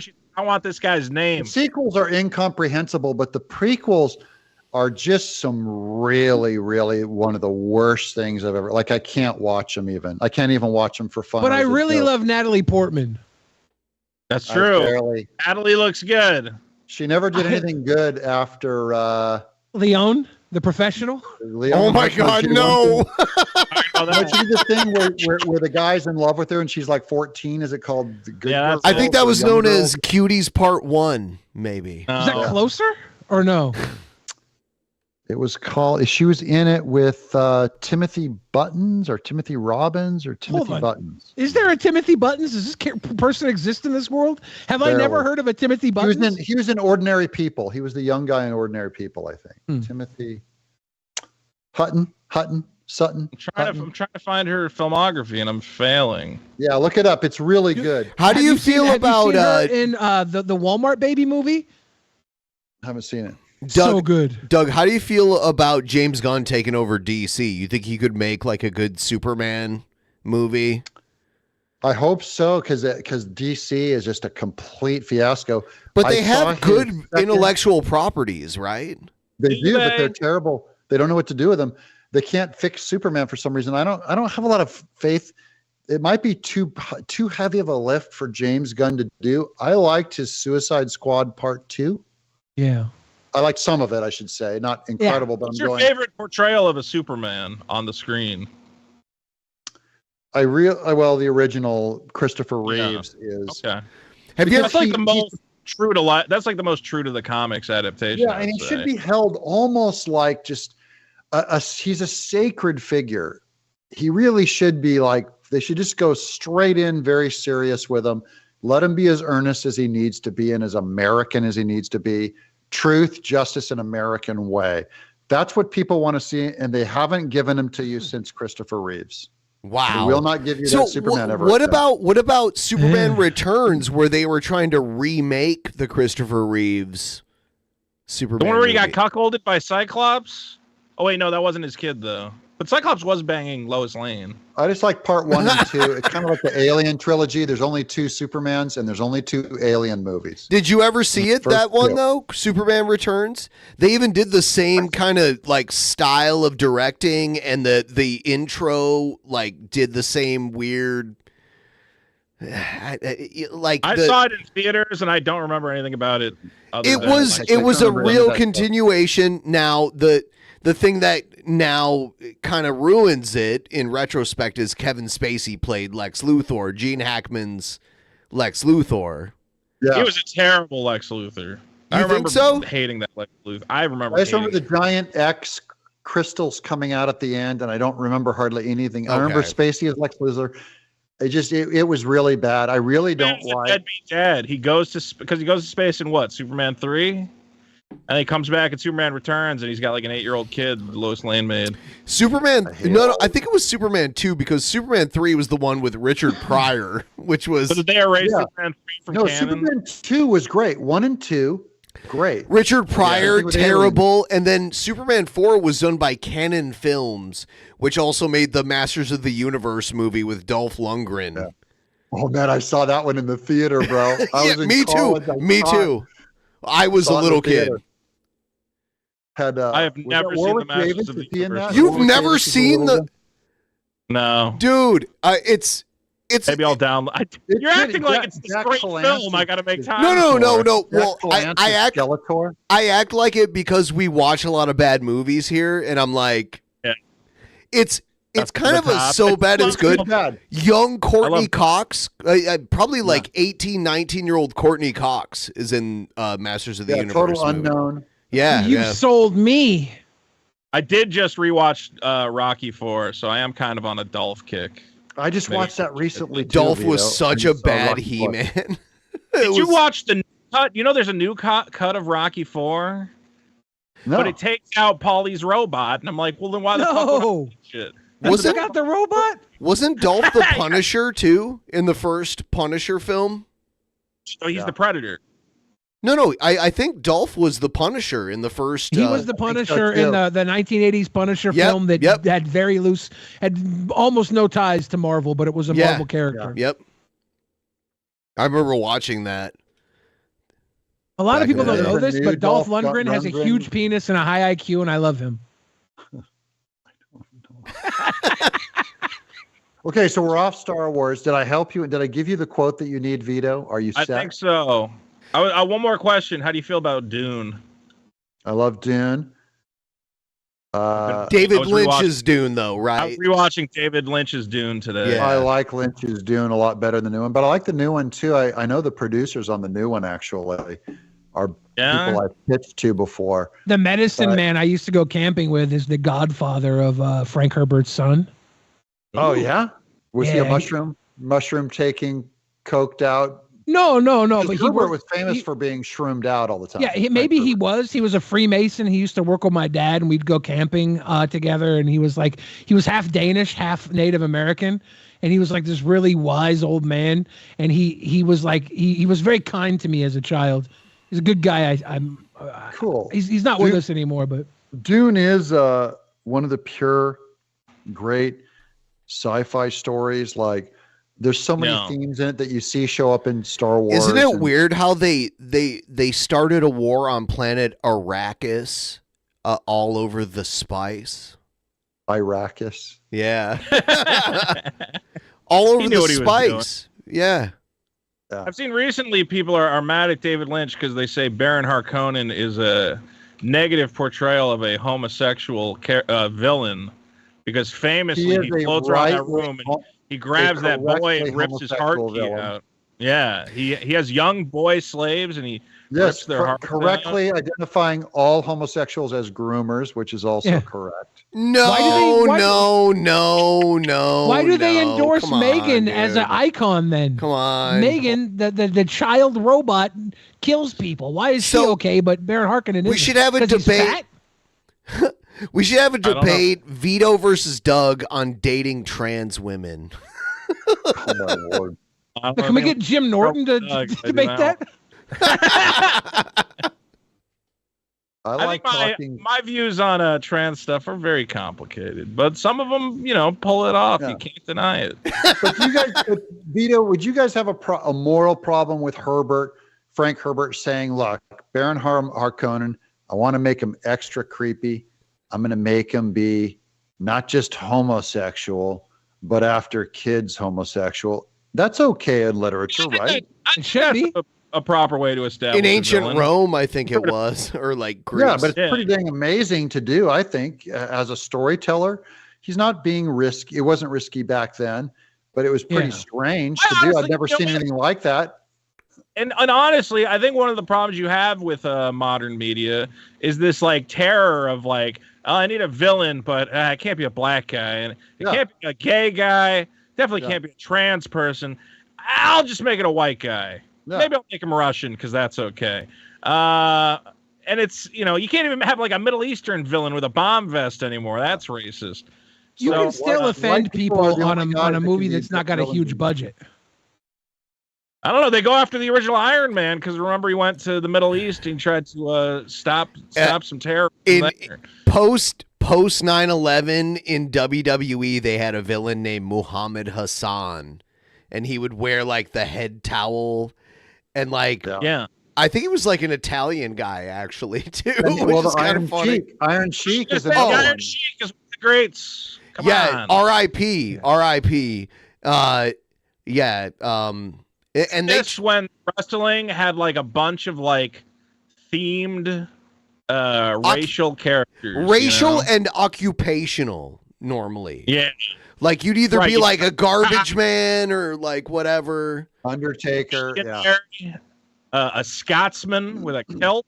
We need wrestling to remind us of what racism truly was. It was, yes. It was used glorious. to be fun. And it wasn't holding anybody back. The crowds would have equal amounts of everybody at them. They all loved it. That's what Hogan was doing when he was fucking his best friend's wife, and he was talking about how all those N-words were dating his daughter. That wasn't his best friend. That guy screwed him. Well, that was Hey, his he got best friend at saved that now. point. You saw him this week. He got baptized, so that's all. Wearing a forgiven. do-rag. He was wearing a do-rag. Well, he got He's baptized. You know what? I respect He was that a though. Like Muslim. Hogan clearly is not happy he lost his hair, and I get it. So always his hair's been gone since 1985. Once he found the bandana, he went, the solution is here. Why would I ever stop? And was he wearing the bandana in the sex tape? I wonder. He might have been. What was the thing where he was like, my dick isn't that big? I said Hulk Hogan's dick is that big. Wasn't that the guy who wanted him to fuck his wife? Is that he said, Hogan, I want you to use your... It was part of his like deposition in his trial against Gawker, which, by the way, he destroyed Gawker. He took them from everything they had because they released his sex tape. They confused which 24-inch python he was always talking about in his promos? But they were like, do you claim you have like a 12-inch dick? He's like, no, Hulk Hogan has a 12-inch dick. Yeah. He had to establish to the jury. He's like, you don't understand. Hulk Hogan is a character. There are things that I say as Hulk Hogan that do not apply to me, the real man, Terry Bollea. So even if Hulk Hogan says you should film me fucking women, that's not yes, and you cannot use that as evidence against me. Yeah. Which is a good argument. Yeah, Billy the Fridge is a sicko that fucks anything. William Barry is actually an incel. Yep. When Pee Wee Herman said, I'll never go to a sex theater, that does not apply to, what's his name? That Paul guy. Rubens will go to a sex theater. He can go to a sex theater. You can't hold that against him. But before we just kind of like wrap this up, because Sturgis is going to make this video like, it'll be like Doug TenNapel destroys Vito and Drunken Peasants. So, did he's going to do? Really? He's already claiming Eric July won a lawsuit that he clearly settled. He settled it. He made it. Yeah. But wait, Ben, why does it matter? Why do I care if Eric July wins or loses a lawsuit? Can you imagine? Can you imagine caring? I'm angry at you for caring that you're keeping score, Ben. I agree with Doug on this. Nobody should care about anything. We should all destroy everybody because we're better than them. All right. And then forget about them while we drink our liquor and fuck our women. Yeah, especially unborn babies. That's right. Unborn babies are sacred. Let's stick to what is worth arguing over. Eric July not even worth votes to destroy, which is little black unborn women in the name of feminism and free thinking. So Eric July not even worth thinking about is what you're saying. Yeah, literally not even worth. I'm amazed at the calories. I'm embarrassed for both sides getting froth up. And I have good friends on both sides, right? I just think they're all. Are there good people on both sides, Doug? What's that? Are there good people on both sides? That's what I'm. Yes, there are. Yes, there are good. Real quick, just isolate. There are lots of good people on both sides. So Vito, what are your main how could you lay out your anti-Eric July intellectual property criticisms, like in a nutshell, if you could? Ultimately, again, it comes back to the idea that Eric July can absolutely benefit from his friend group and in the reach that he's created and in the fan base that he has. I think that's smart. He should sell a lot of comics. When there's a lot of guys who, claim to act as media critics and they're making statements that I think are like, again, this is going to destroy Marvel and DC. They're scared of Eric, blah, blah, blah. I go, okay, well, now it's gotten hyperbolic. Let's actually dig into the comic, take a look. Does it have something that will destroy Marvel or DC? And that's it. If I had to say, at the end of the day, a guy made an indie comic, I'm like, yeah, I would think a first-time writer is not going to knock it out of the park. I think there's going to be issues. I think artists, of course, reuse backgrounds and, take shortcuts, which I have no problem with. The only thing that bothers me is the, narrative that, this is the parallel economy. This is, the new face of comics. And they go, okay, you're taking it too far. Just say our buddy made a comic and we really like him and we really want him to succeed. $3 million, one of the highest raised crowdfunded comics of all time, is literally a parallel economy. You realize that? If we're to believe the numbers, that's his private website that has no form of audit. I'm not going to call the guy. I'm only saying, if it's true that he raised that money. If he really raised that money, Vito, would you admit that is a legit parallel economy that either you or I would love to be in? But aren't we in it by talking about him and making money? Hold on, let him answer though. Oh, yeah. Well, my question is, what do you define a parallel economy as? Because there's people making $3.5 million. Okay, but like IDW or like I'm sure one of these other like publishing houses is making millions of dollars. What makes him a parallel economy? I know their numbers, and it's barely. Both Image, you have to have a top famous top tier comic to make that kind of money. And Eric July, a nobody who's never made a comic, on his first try, independently created a crowdfunding site and launched an intellectual property, a brand new one. It's probably Eastman and Laird with Ninja Turtles level success for his first year that in is business. a huge statement. It's I'd huge. have to compare numbers. I don't think it. Only thing, if you're saying that he's lying about creating a parallel economy, what I'm saying he is created a parallel economy, dude. Parallel economy, like he's raised millions of dollars on books. A parallel economy that you and I would dream of. Isom will never become Ninja Turtles like 30 years later being this huge properly. No. Yeah, it's probably not, but almost everything fails and almost everything sucks. Almost anything made in the last 20 Ninja Turtles years is one of the most successful though comic derived properties ever. I was really are like Starbarians. Teenage Mutant Ninja Turtles sold because people saw the listings in the back of the comic pages and they said, that sounds funny, I want to read it. ISOM succeeded because Eric July said, this is us taking a stand against the leftist mainstream. So my question is going to be, can you sustain an entire economy as being an answer to what the left is doing, or does that run out? My argument would be, it does not run out. At a certain point, you think you can just exist in totality as an answer to the left? That's it? Both sides do it. And if you find a big enough tribe and they're loyal enough because of that ideology, they will forgive any product and they will pay you money hand over fist for outrage bucks. It's liberal tiers or conservative tiers or pro-Trump, anti-Trump, or I'm an atheist.com or I'm a Christian.com. We identify. Doug, can I make a quick pact with you? How about I get you ISOM 1, 2, and the newest book, and Core? Yes, and then we have you on in 2 to 3 weeks, and then you tell us what you think. Honestly, it's not fair because I'm an expert writer and I hate everything. How is it not fair? I want to know an expert's opinion. You know I'm going to destroy a first-time writer because it's going to suck. But that would be true of anybody. Though? Doug's already said that's why I say it. Like first-time writers usually fuck up. Was it Mark Millar? But he won't take any criticism. Shouldn't he listen? Shouldn't he listen? No, and here's instead what I'll say is, let's look at his numbers, Ben, because we can both look at those and go, $3.5 million is a correct business model. His people are not buying it because they think he's an amazing writer or artist. That's true of anyone. They're paying him money. I think there's some people that are selling based on their art. Look, I could do a stand-up comedy routine right now in Nashville, and I could sell out a house. And I've never done stand-up comedy, and I'm not that good. Material. Lead with the dead black babies. That's closer, actually. You think that's funny, but it's your actual politics. I could sell out a room, I'm saying, based on just my name and doing political YouTube video. Guys, I'm gonna do a stand-up comedy routine, $20 a head. We're gonna fill this place out. It would fill. Without people I've done that before. I could come out and say I'm a country music star now. That's all Eric July did. He goes, I'm a comic book guy now. Yeah, no one read it. Vanity project. I get it. Vanity projects exist.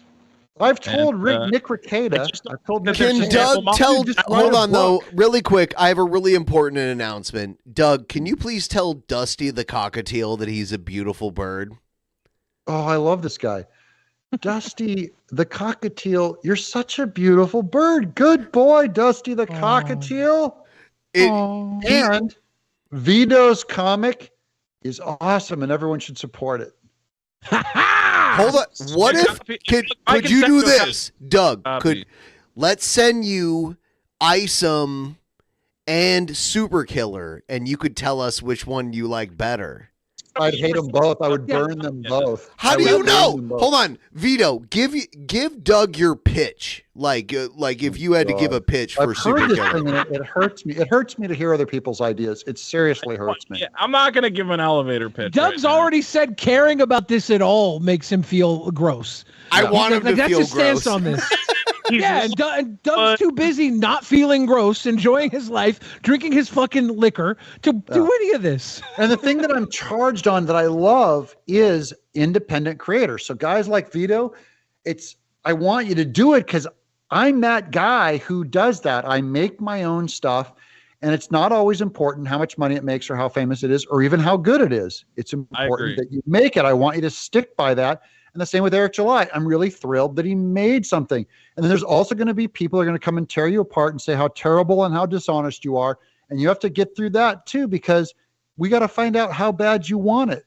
How bad does Eric July want it? You got to, if a bunch of internet pussies dissuade you, then you really should quit. And you really aren't all that much of a guy. I do want to point out that Eric July made a video about the International School of Ministry suing him, and he put Christians in quotation marks. He questioned the Christianity in their character. Yeah. Yeah. And then and then now in the new video he put out today, he's like, I'm glad that I could make an agreement. I love these real Christians, he said. Yeah, yes, Not these, yes. All the fake ones. These guys are the real ones. I don't buy anything he says. I get it that people are bought and sold for money. I'm only saying I would not spend 1 minute on YouTube if I wasn't making a living. I wouldn't spend 1 minute selling comics, making video games if I wasn't making a living. If I wasn't making a living, I'd be over there at my art table making lunatic stuff that not 3 people on the planet would understand. And they would never pay me for it and never even like it. So if I I made have one last question before I go. Go ahead. Doug, have you talked to Tommy Tallarico at all in the past, 6 months or so? Not recent. Not since. Not really. He just kind of disappeared. I've texted him a couple times, but nothing big. All right. I didn't know if anything had come of that, but I know people. But I watched that too. He builds Amico, builds it in television, and the whole internet demands that everyone weigh in on their opinion on Tommy Tallarico, whatever. I just know him as a guy who I've known for 30 years. No, I get it. He seems like a guy who, not a bad guy, but picks a lot of. He's not a bad. He's one of the best guys I've known. Yeah. So I don't. And I hate to say it, but like I don't really care about the company, the Amico, and all the fans come to me and going, "What are you gonna in television to return?" And Tommy, he promised this and he said this in this magazine. I'm going. That's not your. Okay. Yeah, that's not your problem. Slobbering, sweating, advanced autistic guy. It's not that Tommy can do no wrong, because I just don't believe that my loyalty to him means that his company is good. It does not mean his company or his product or he is even remotely good. It means he's my buddy. Yeah. I think that's fair. I have a lot of buddies who have. I do the same thing with you, Vito. If we sat there having a sandwich and people came up to me and said, "Why are you sitting there with Vito? He's a liberal and an atheist." I go, "Hey, we're having a sandwich. Do you mind?" They'd go, but everyone on the internet told me to tell you to hate him. And I'd go, that tells me exactly zero how to act toward Eric July. I've had people tell me that don't go on the Drunken Peasants. His father told him to never go on. My dad. His literal father told him to not come on the that show. Video of the guy vomiting on himself. What was that video of the guy vomiting? That was my fault. You really shouldn't go on that show, Doug. It's probably not good for your business. You have a lot of conservatives in your audience, and I go, Dad, it's like the internet. It's like people they don't care, and if they do care, they shouldn't. I think we all need to get to the point. I've realized now we really need to get to the point of stopping not caring, because we went through this period of time where everyone went, we all have to care and we have to watch what we say, and then we just realized, you know what? It doesn't matter. Say whatever you fucking want. It's a waste of everybody's time. The only people trying to stop us from saying stuff are the same social media companies that are censoring everybody. Right. But I think even we're starting to put them in their place. Hopefully, right. We got Elon Musk banned me from Twitter.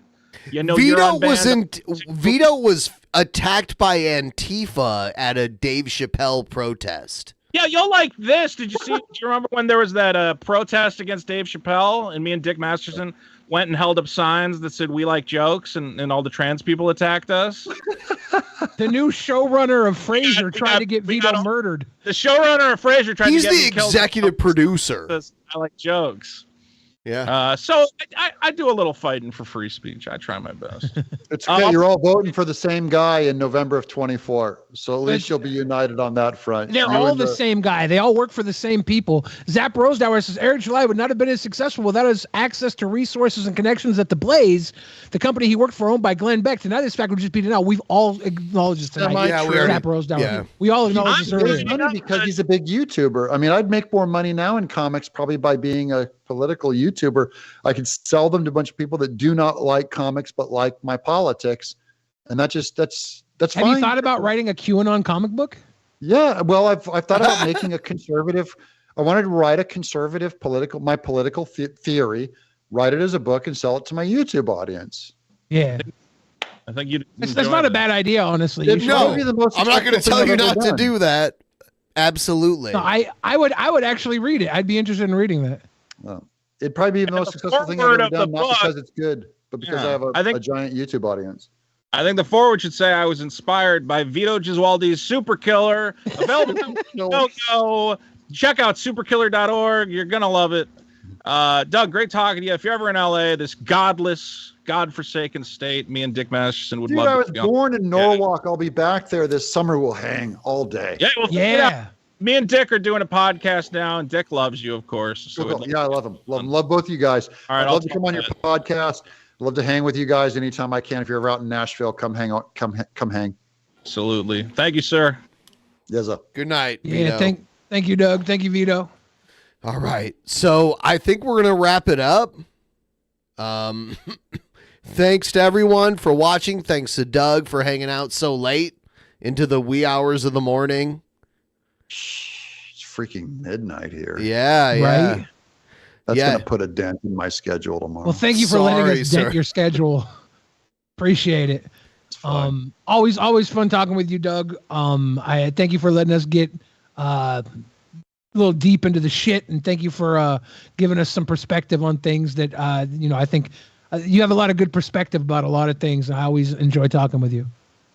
I appreciate it. You guys are generous to tolerate someone like me. No, you say we're generous. I'm coming to Nashville, and you're directing my country music. That's right. That's right. So you're the generous one. Come over and play. Come over and play. Have a good night, everybody. Have a good night. Good night, friends. Good night.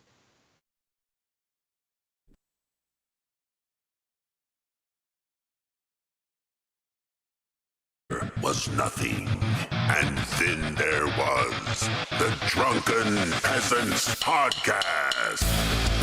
Drunken Peasants, Drunken Peasants, Drunken Peasants, Drunken Peasants. From the strangest corners of the internet, gonna get TP'd by Billy and Ben. You know where you can find them at. Get ready, cause they're gonna kick your Drunken Peasants.